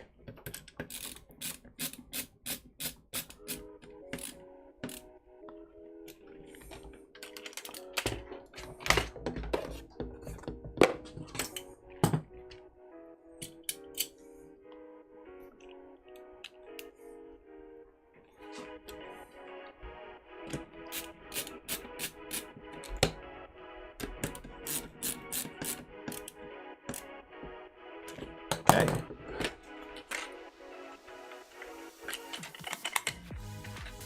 So, I don't think you're supposed to dry fire this.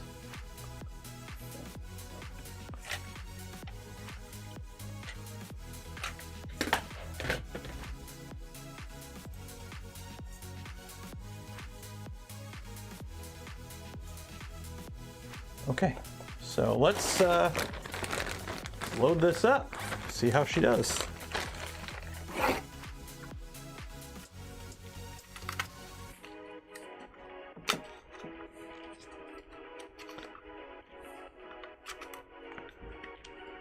Okay, we'll do 5 to start. So,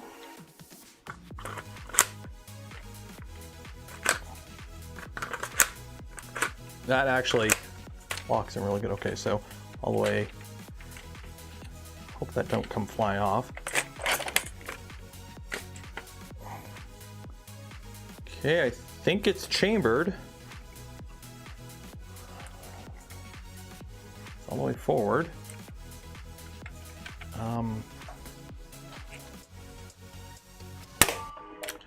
Oh god damn.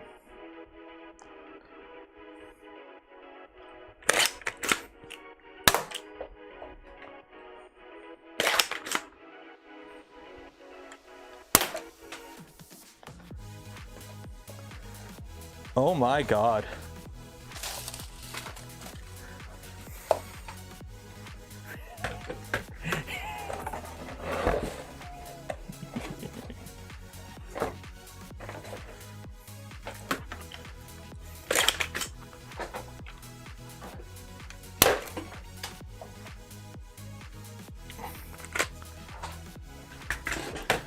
That is loud. Divorce rifle.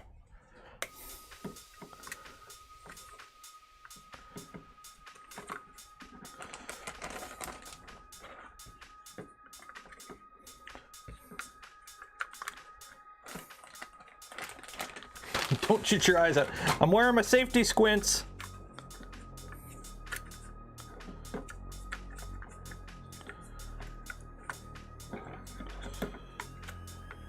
I'm wearing my safety squints. Okay, I need to get more magazines for this. Because the worst part of doing the pew pew is when you run out and you gotta reload magazines.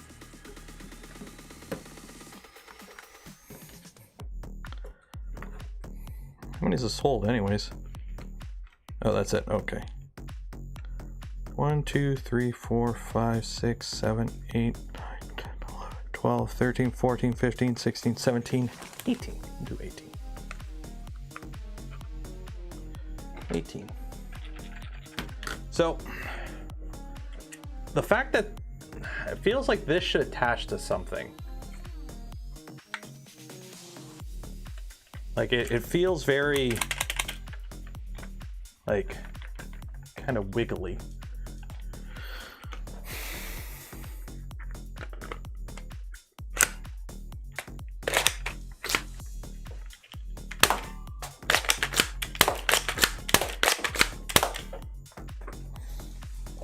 I'm gonna be cleaning darts up all over the place now. I've got darts all in my closet now.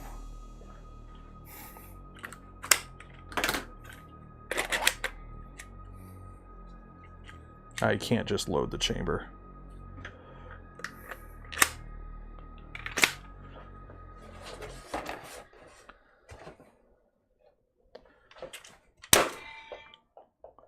Well, it's not going through cardboard.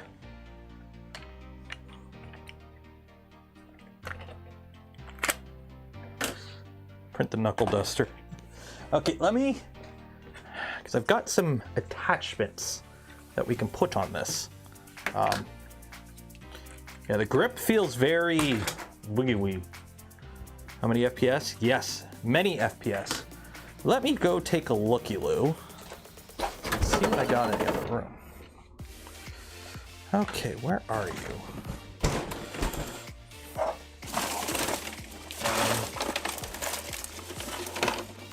So that is that.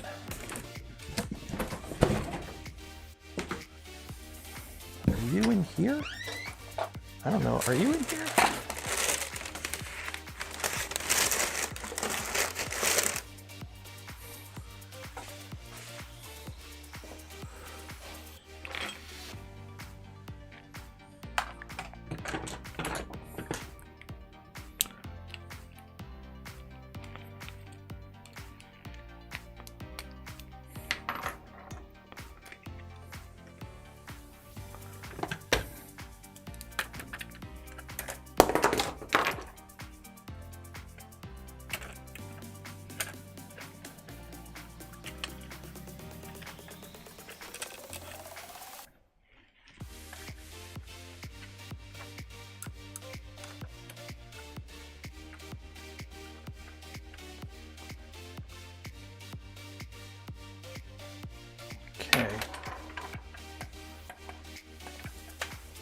So I got a red dot on it now. And that's probably the only secure spot on it I would trust. So we got a dot. How accurate is said dot? See, the problem is I got like nowhere to aim. Like,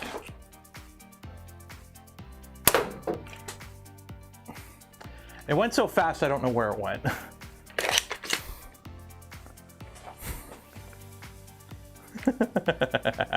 It's not an, my brother in Christ, it's a Bushnell TRS 25.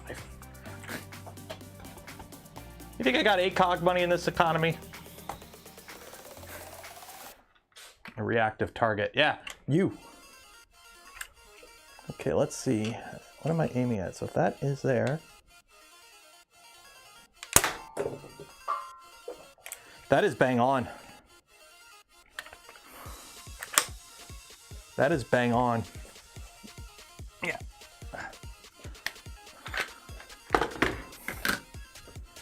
Okay, let's see, because I've got more Nerf darts. See how it feeds. Oh, doggo here.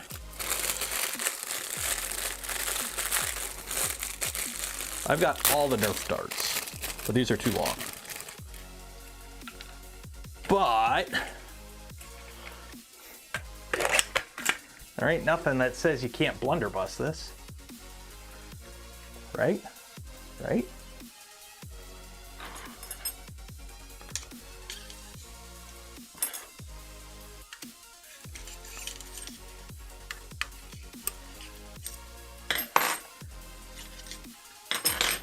Personal experience, wife's backside is not a target.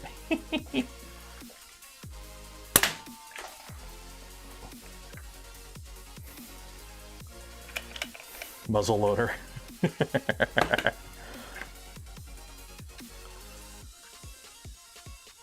Well, these ones are heavier.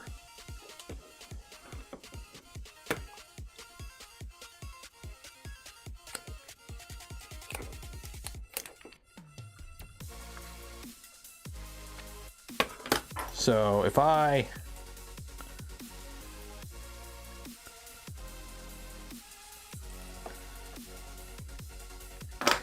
because these ones I think got more weight to them. These ones whistle. These ones got more weight. So I'm gonna have to go outside to try this. I need a shoulder stock. I need to print the shoulder stock for this. I need.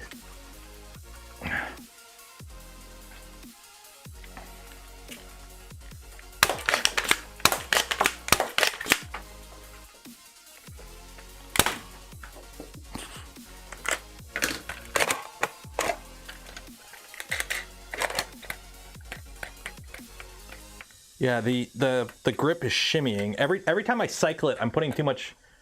Yeah. Yeah, this is okay. So obviously there's like steel rods or aluminum rods. So obviously not all of it, but the good chunk of this is 3D printed. So I need to print a stock.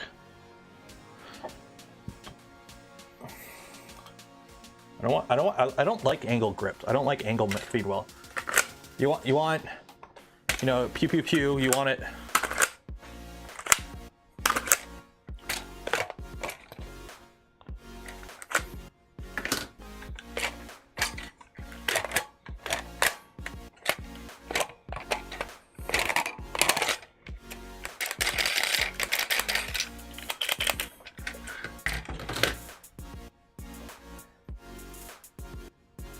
There's a magazine clamp. Well, I only have the one magazine.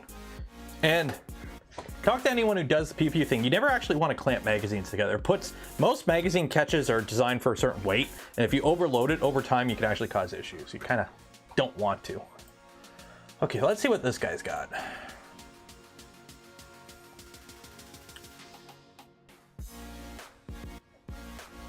So we got this, whatever that is. The VFG, I don't, without a VFG is fine. I'm fine without a VFG. Shotguns with VFGs, pump action, I don't like VFG. But this I want. I want to put this on. So what do I need to print? Download all.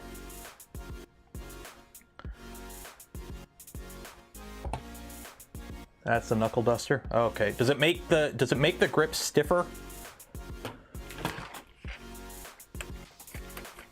Because right now everything kind of, which considering I'm putting all the weight on, like I'm squeezing it together and then I'm pulling it apart. It feels kind of,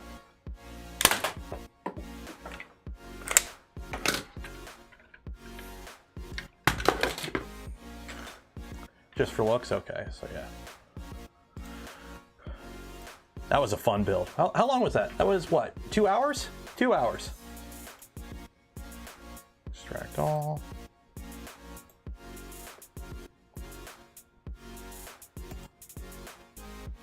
Okay. So we got that. So let's see what we got here.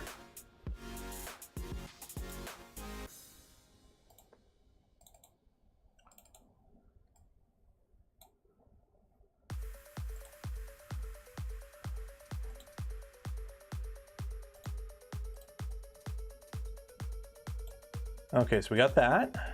So that. So I gotta print all of this, I'm assuming.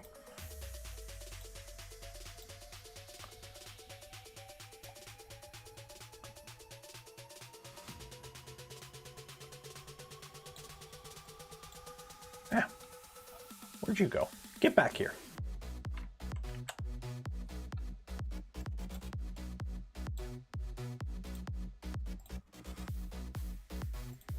Okay, so what color? So that big part is white, which I already got loaded in that guy. Lars, $10 or 50 DKK Donkey Kong coins. 50 Donkey Kong coins. Cheers, Lars. Will I build a 5-axis Voron? There's a 5-axis Voron? Eh? I just control Z, so I just pop back. Okay, so the butt pad is red, but everything else. Okay, so pink is white. So pink is white. So let's take a look here. So you're gonna be blue.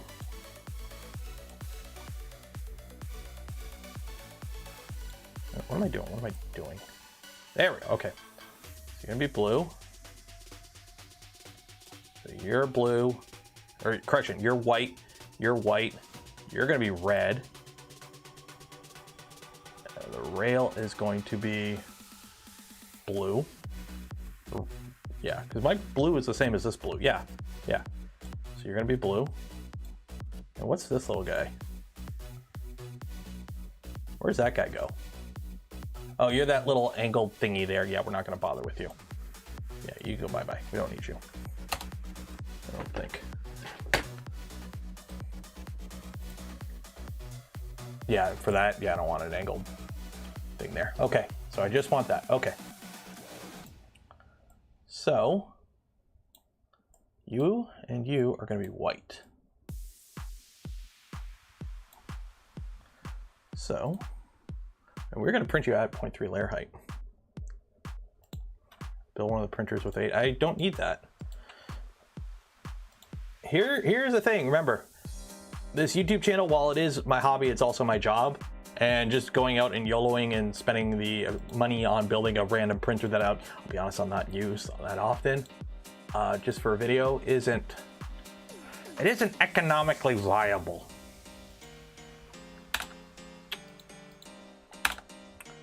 So 3, 3, 3, speed, good there, good there, good there, okay.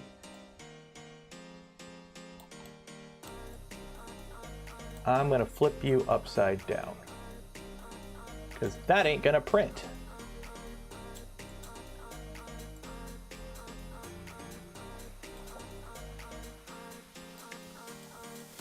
There we go. That'll print. Okay. Slice now.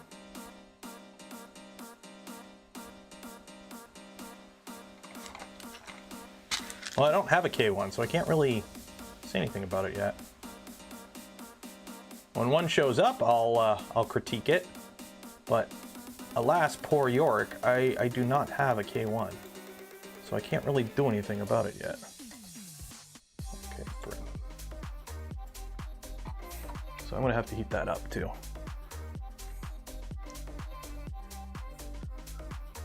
Okay, export G-code. So this is stock V2 or LDO V2. Okay, so that's that one. So now we are on a 250. 250, discard all that. You go bye-bye, you go bye-bye. You come in, you come in. Turn the brim on. Slice down. Okay. ABS, yeah, ABS. So you've got, oh, you've got red loaded. So I'm gonna have to switch you to blue. Export G-code. So that's stock V2 250. Good. Okay. So I'm gonna have to change you to blue. Blue myself. Where's my blue? There's my blue. Dabba dee dabba die. There we go. And I should probably be heating these printers up right now. Why am I taking this out? Why am I being a dummy? I'll just print the red part first, then I'll switch it after. Why am I making more work for myself? Why am I making more work for myself? I'll print the red part first. They already got red loaded. Why would I take the red out, put the red back in? How is this part supposed to print? Like that. Okay, sure. Good luck. Good luck. See how that goes.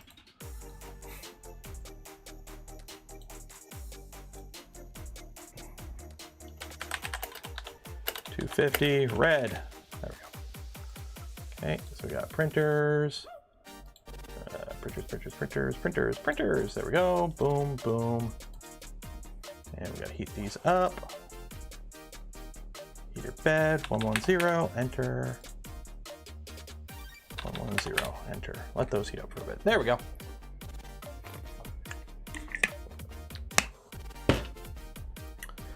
What am I doing? Oh, I'm printing a stock for this because this is supposed to have like a collapsible stock, but it doesn't, I don't have it. So instead, what I'm doing is I'm printing a fixed stock because the problem is it's pump. So every time you pump it, I'm printing this stock right here. So what's happening is every time I'm pumping it, I'm squeezing like the trigger group, the pistol grip, and it's like, eh. So I'm gonna go fire down the hallway. Let's see how this works. I wish it had a safety. Okay, let's see. What can I aim for that I can't break? That's a good question. Let's aim for the blind right up there.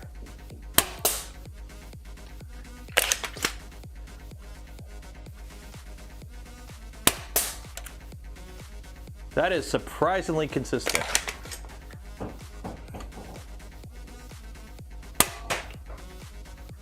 And that's enough of that, because I'm going to break something. That is surprisingly consistent. Where can I find the parts? You know, when I was a wee lad, back in the old country, there was a thing that my parents told me about. It was called the video description. And in the video description, you can find many things. Links to information, such as what parts to print. You can find links to affiliate links. So if you want to help support the channel, the content I create and the things I do, you can just click those links. And without costing you anything extra, it helps the channel out. But the biggest thing is, of course, the information right at the top, such as the Thingiverse link to the files, along with the link to where you can buy the parts kit. It's laid out in the video description. And don't forget to like the smash button while you're down there. Like, why am I hearing a fan? It's like, oh yeah, the printers are turning on. This thing is awesome. I love this.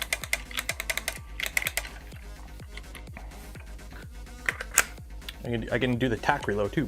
Boop. Oh, I can't. Well, you can. Oh, they don't drop free. You gotta AK swap. You can't even do a mag slap. That's okay. I'm using Orca sometimes. I'm just using Super Slicer on my Vorons because that's usually what I run, but I gotta mitigate. So yeah, this thing is freaking awesome. Let's go find darts. How many darts do I have in this room back here already? Okay, there's a dart. There's a dart. Oh my god, the darts. Of course, it doesn't help. This closet's a freaking mess right now. There's a dart. Oh, that dart's gone forever. Say goodbye, dart. Oh my god, I'm gonna have darts all over the house now.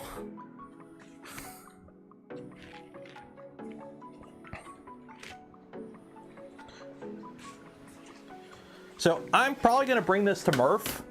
I don't think they would have an issue with me bringing this to NERF.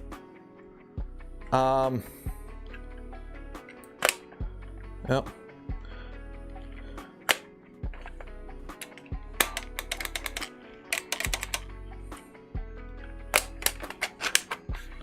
Oh, the little plunger thing ripped off. Oh well. I will.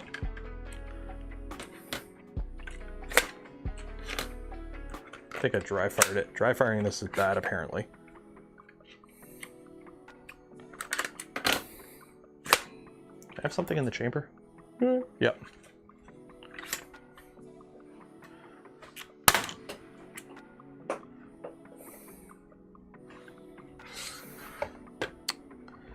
So yeah, so we'll print that. No safety. No, there is no safety, and it's really weird because I keep meaning to flick it. Like I'm sitting here with my thumb doing the thing every time I cock this thing.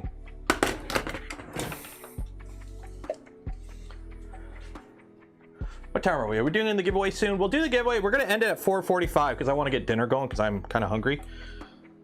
So we'll end the stream at 4:45. This is my safety. I will say the Bushnell actually fits really nice on this. Although it probably, once you get the stock on it, you're probably going to want a riser because it is. I think I do have a riser. I do have a riser somewhere.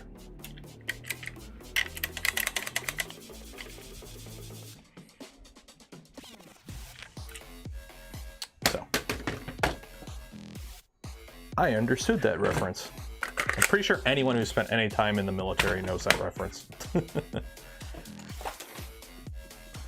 So yeah, this was a fun build. I have no idea what these middle-size washers were for. I never used any of them. And I don't know what these two holes are for.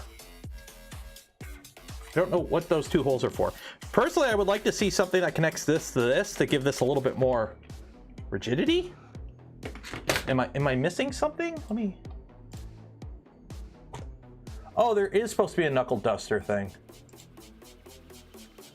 Oh wait, no, that's a mod. Where's the original? Where's the original? Where's the original? That's the angled mag. I don't like the angled mag well. Talon Claw T4. Yeah, they're just, I guess they're there if you want to mod something for the knuckle duster. Okay.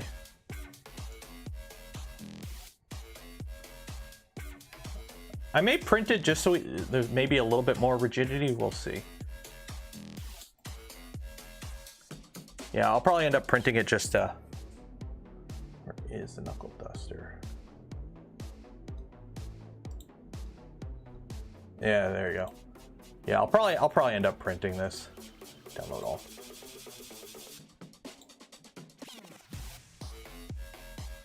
Yeah. Just so I have something to kind of. Otherwise, this actually came out really good. I really like it. That was fun. That was fun. That was fun. Okay, you're heating up. You're already at temp. So we'll get you going. Cancel, close that. Upload and print. Stock red. There we go. And actually what I'll do, I'll put the blue in here. Screw it. I'll put the blue in here. Because ain't nobody got time to wait. You got time to wait? I don't have time to wait.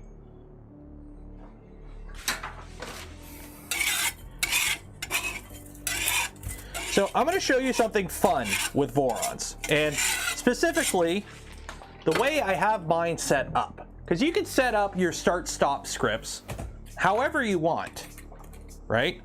There's nothing really stopping you from being creative when it comes to your scripting, right? How you want things to run, and you know, you can get pretty creative with the way your printer's set up. So for those curious, this printer is a 350 spec. Tried it. Okay. That's a 350 spec. Tried it. So what you can do on most Vorons is your start stop scripts. You can macro them. So the fun thing with macros,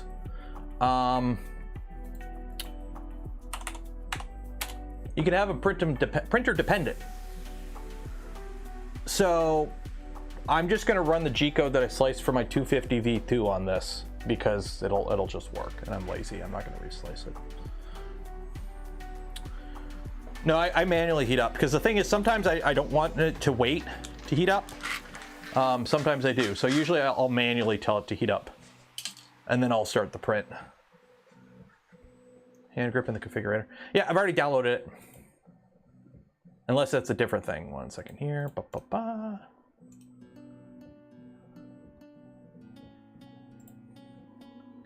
Configurator. Knuckle duster. Yeah. Custom PDW. Worker PDW. Yeah. I've already downloaded the grip, the knuckle duster. This thing. I don't know what color I'm going to do it in. What color are you supposed to do the knuckle duster in?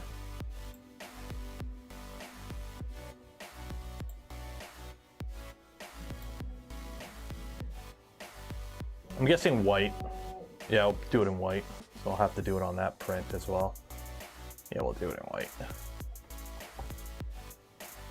Do it in white, because that way it'll blend in with the rest of this, I think.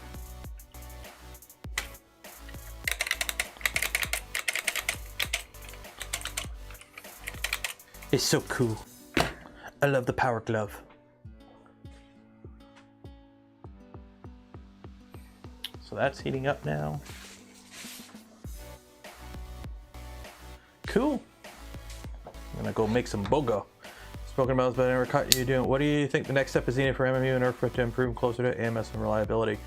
I don't know. I haven't used either of those in a while. I haven't used the ERF in a while. The problem is it's multi-material, single nozzle setups. They're always going to be janky. There's always going to be a ton of waste. I am not a designer. Hey, it'd be great if they had less waste and they were more reliable and they were faster. Okay, cool. Somebody make it happen. You want true multi-material and a setup that actually is more reliable and uses less waste. Drop $3 grand, buy a Prusa XL 5 tool head version. Big problem with the ERFA is the buffer. That's kind of the biggest downside to the Enraged Rabbit carrot feeder setup is you need a buffer. But all setups like that, you need a buffer. The AMS, the advantage the AMS has, it has a buffer built into it. So I'm hoping that doesn't pop off the bed. That print is going to be annoying to do. Tradix with MU and tap changer. There's one tap changer in existence. I have no idea how that thing actually works. It's like the other day, I perused Twitter. It's a shitty ass platform, but you know there's a lot of good people in 3DP on there, and I'm not going to say who, because you know it's not my place. But I came across somebody on Twitter. Hey, I just got my K1 today. I've already filmed and edited my review today. Video will be out this week. You can't form an opinion off that. You can't. The tap changer has one exists as far as I know. I've seen one video of it. I can't form an opinion on that. I have as much of an opinion on that as you do. My opinion is DIY tool changing setups, especially with printed parts, have always had issues with reliability.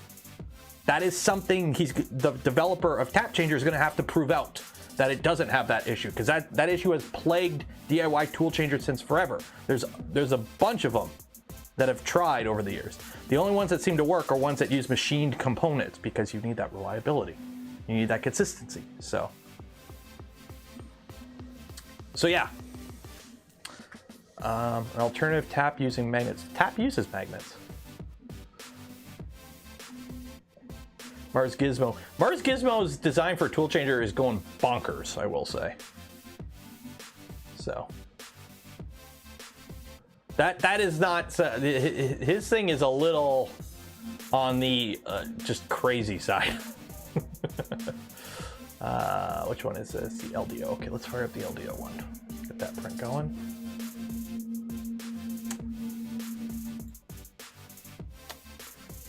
Verify heater. Why did I have to verify heater? Why are you not heating at the expected rate? Heat the bed up.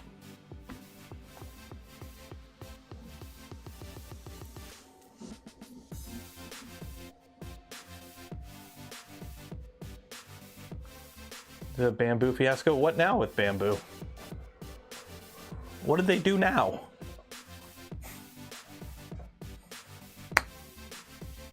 $3DP. Yeah, just use a T8, you know, a drawbar and all that fun stuff. You'll be fine. AMS CAN bus. You are not reverse engineering a bamboo, because guess what? It'd be the same as running beta flight on a DJI quadcopter, because they're using the same controllers and I'm pretty sure they're the same code base. You're not hacking a bamboo.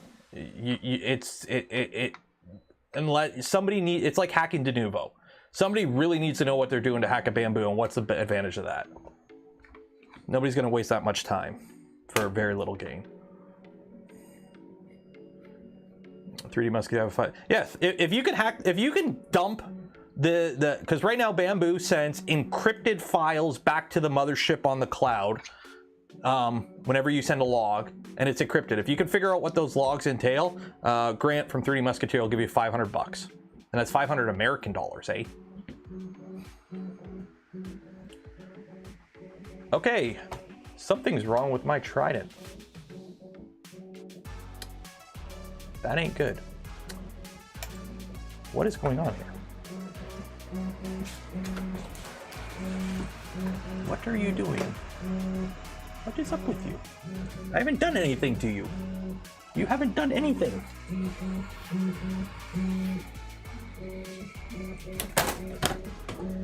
Here.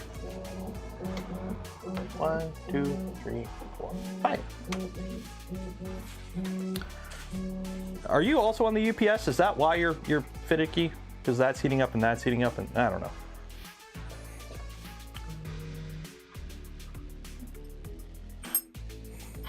Yeah, no, it's. I look at Bamboo now the same I look at a company like DJI. They're going to be locked down to hell and proprietary as crap, but guess what? They still make good stuff. DJI is like #1 for quadcopters for a reason. I mean, they are the airframe with the most confirmed kills in the Ukrainian conflict, so they make good shit. So yeah, but their system is fully locked down, and they modding and whatever just doesn't exist with them. Bamboo's the same. The problem is with Bamboo is it's in a sphere where modding, open source, and tinkering is kind of the norm. So yeah, you know, quadcopters have a lot of open source and DIY, but there's also the commercial market and whatnot. So there's like, I don't know, it just seeing if what one company does in one market and seeing if it works in another market is kind of like, we'll see how that goes. We'll see how that goes. So.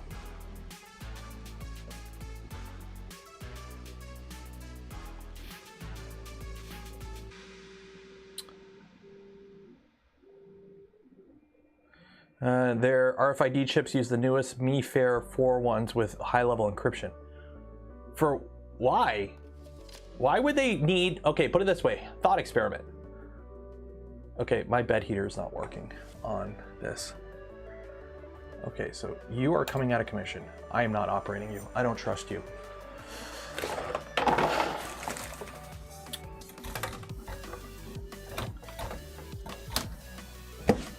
It's Rook time. You are going out of commission. I do not trust you. Something is up with you. Hopefully it's something like I could just swap the SSR and we're good, because, you know, this is a FISEC kit. I do have an LDO bed though. I don't know if it's a 350 or a 300 though. I'm hoping I could swap it though. Are you even on? I don't even, is that printer on? Printers. Rook. You're not on. Let me turn you on. You're not plugged in. Yeah. Okay. Yeah. Yeah. Come on. There we go. No, don't take out the V0 again. There. Okay. Loud noises.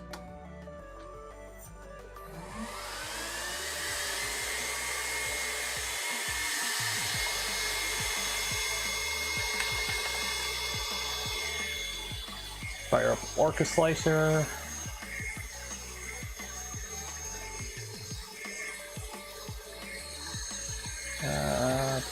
There we go.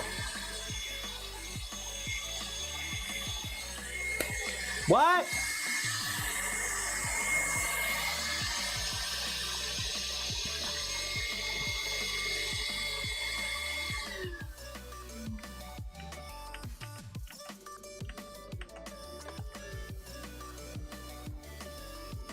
Okay, so what do I need? I'm printing these parts, I believe, in blue.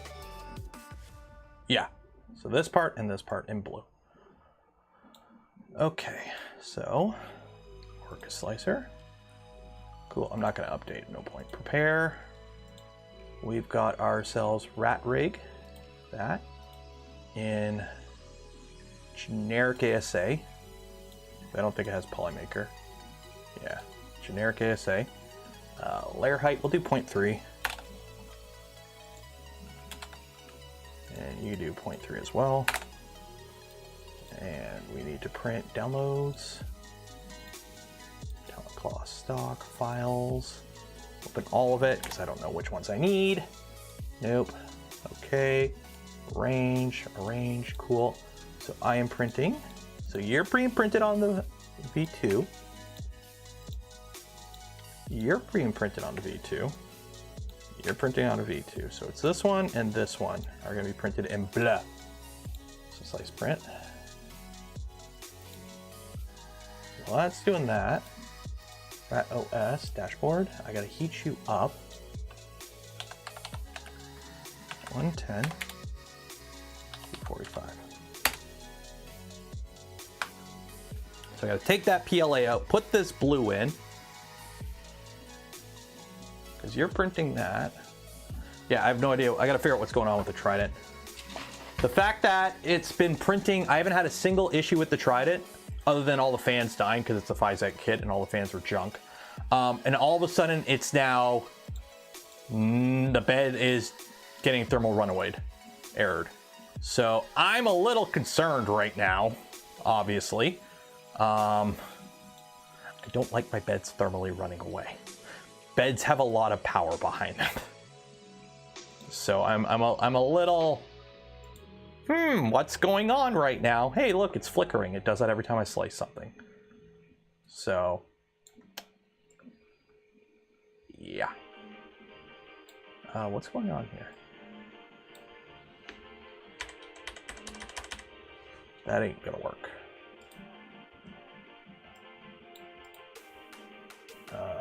Flip this around.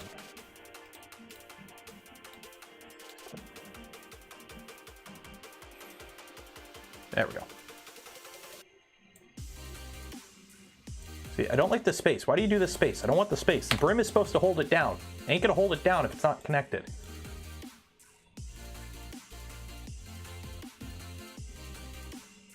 Yeah, that might be what we do tomorrow, honestly. Tomorrow on stream, we'll probably, I got a few little odds and ends things I gotta work on. That might be one of the things we do.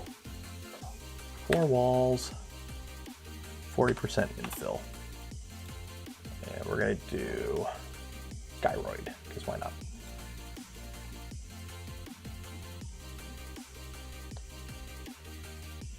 Seymour has been flawless for 3 months. Well, that Trident's been working fine for over a year. And all of a sudden the bed's, like literally today, the bed don't worky no more. So I'm a little not happy.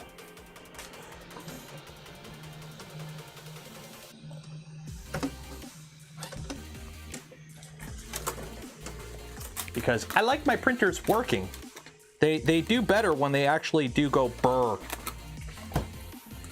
Printer go burr, I go happy. Printer no go burr, I not happy.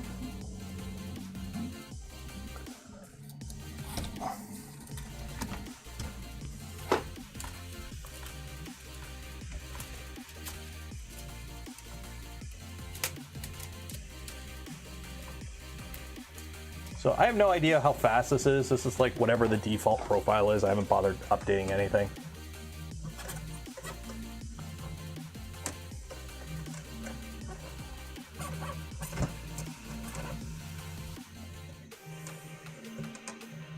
There we go.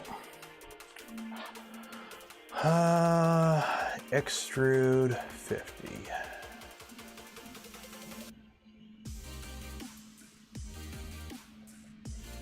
There we go. Turn that off. Ouch. There we go.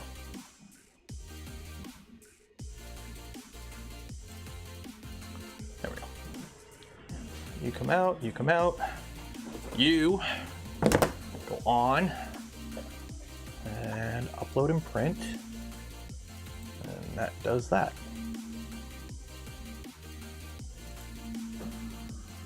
So there we go.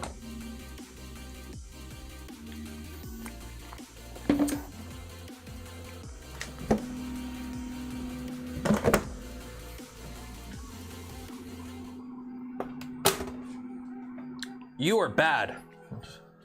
Bad printer. Okay, we got 5 minutes to the giveaway. So if you haven't entered for your chance to win some Polymaker filament, every stream we give away a spool of Polymaker filament. This stream is a stream. So that means we're giving away a spool of Polymaker filament. Link in the description, enter for your chance to win. Don't miss out.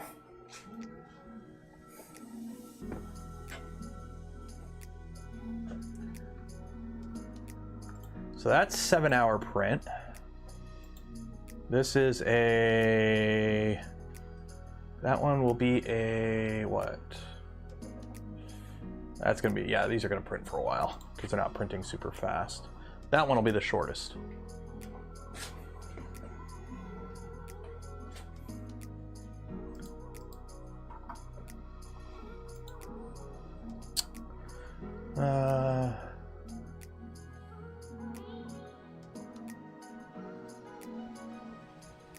Do a links next. What's a links? Is there a bolt action one of these? I know these are all like related to the caliber, right? Is it the caliburn is like...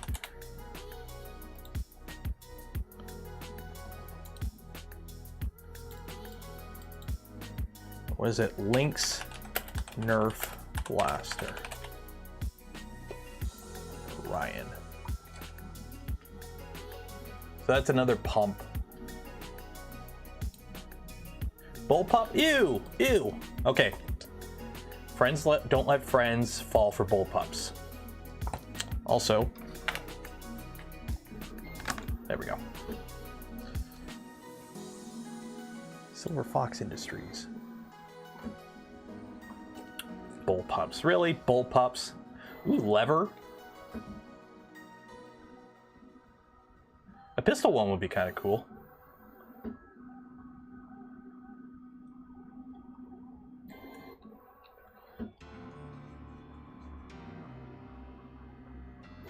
Numbers look reasonable. Are you talking about the Trident? No, it wasn't. It already aired out once.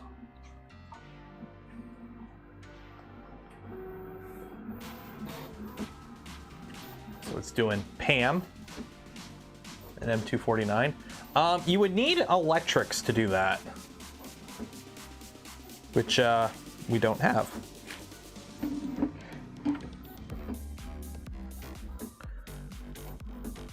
Missed my 249.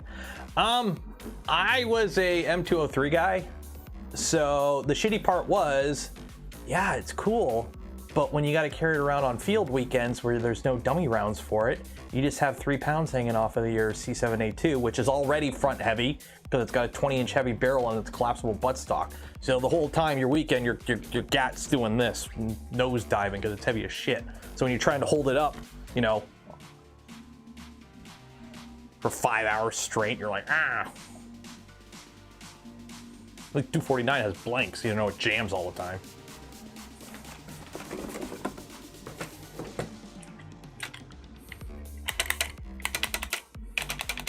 So I'm gonna have to take this apart, take this butt off, put the new one on. So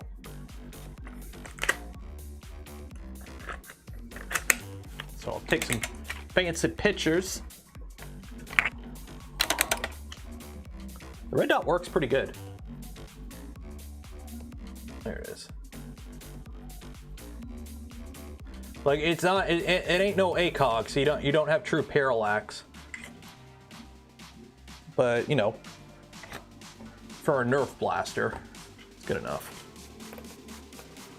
Also, you just kind of point it anyways with a NERF blaster. You're not really getting right on the bore. Gotta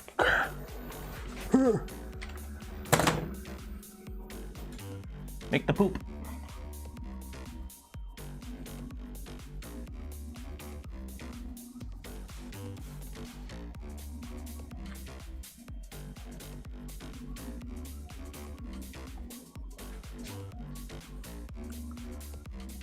Wonder if PTG would probably, honestly, they recommend PLA stiff, right? So you use PLA because PLA is stiff. But the thing is, there's really no parts on here that are like really long that like these are all pretty stocky parts. You know, the thing I don't like the most is everything kind of wiggles. I wish things were tighter on it. Like it all wiggles, and I don't like that a lot.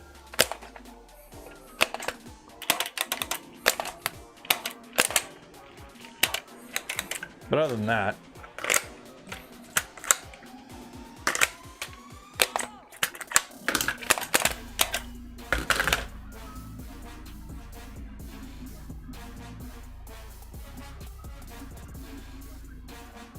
it is what it is. Yeah, this is ABS. It's all ABS.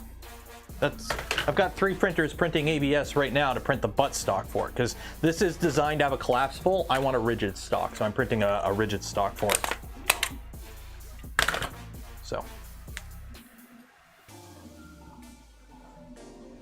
Well, I'm not going to seal anything up right now because I have to take this apart to do the mod we're doing right now for the butt stock. So. But anyways, we're going to do a giveaway and then we're going to end the stream. So I want to give a shout out to Apollo for sending me the parts kit that we use for this. I printed all the parts myself in Polymaker, ASA, and ABS. Actually, I think it's, other than that's Spruce Cement, white Spruce Cement, because I don't have any Polymaker. I gotta buy some. Any need to compensate? You might want this one. I just printed this as is. You might want to do like 100.5 or 100.3, because it is a little loose in some areas, but it also fit together really nice. So yeah.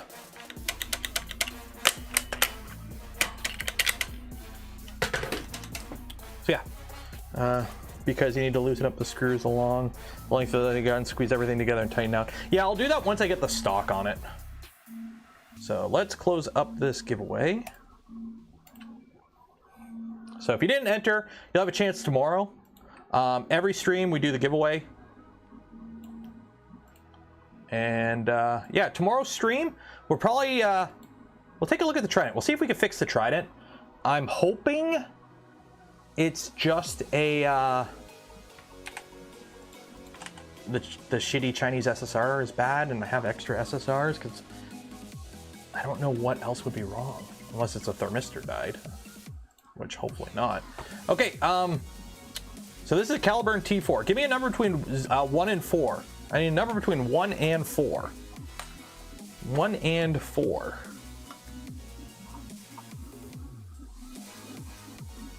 3. 1, 2, 3. Go! Round and round she goes. Where she stops, the computer already knows. Congratulations! Bigger fish, because there's always a bigger fish. As long as you got the skill testing question correct. You did. Congratulations. Okay, so you'll get an email from me after the stream ends with information on how to collect your filament from Polymaker. So congratulations. Yay, golf claps in chat, everyone. So we're going to call it there. I'm going to go make dinner. So I hope you enjoyed the stream. This was fun. Again, if you want to build one of these, links in the description. If you want to buy the parts kit or the printed parts are from Thingiverse. If you need the parts printed, I don't know, go find somebody. I don't do that. Shout out to Apollo for sending me this kit to do this, or at least the parts kit for it. We may do more like this in the future because that was fun. And now I'm going to have Nerf darts all over my house. Shout out to Polymaker for the spool filament that we gave away. We give away a spool every stream thanks to them. Check them out, links in the description and more. Affiliate links don't cost you anything extra, go a long way supporting the channel. And shout out to all those that donated to the channel, gifted memberships to others, or became members of the channel yourself. I would not be able to do the things I do, create the content I create without your continued support. You make it all possible. So that was Friday. It's the weekend. Be safe out there. Wash your hands, and I will see you tomorrow night. Enjoy your weekend. It's hot out there for a lot of places, so go swimming or something. I don't know. Bye. I'm gonna go make some burgers.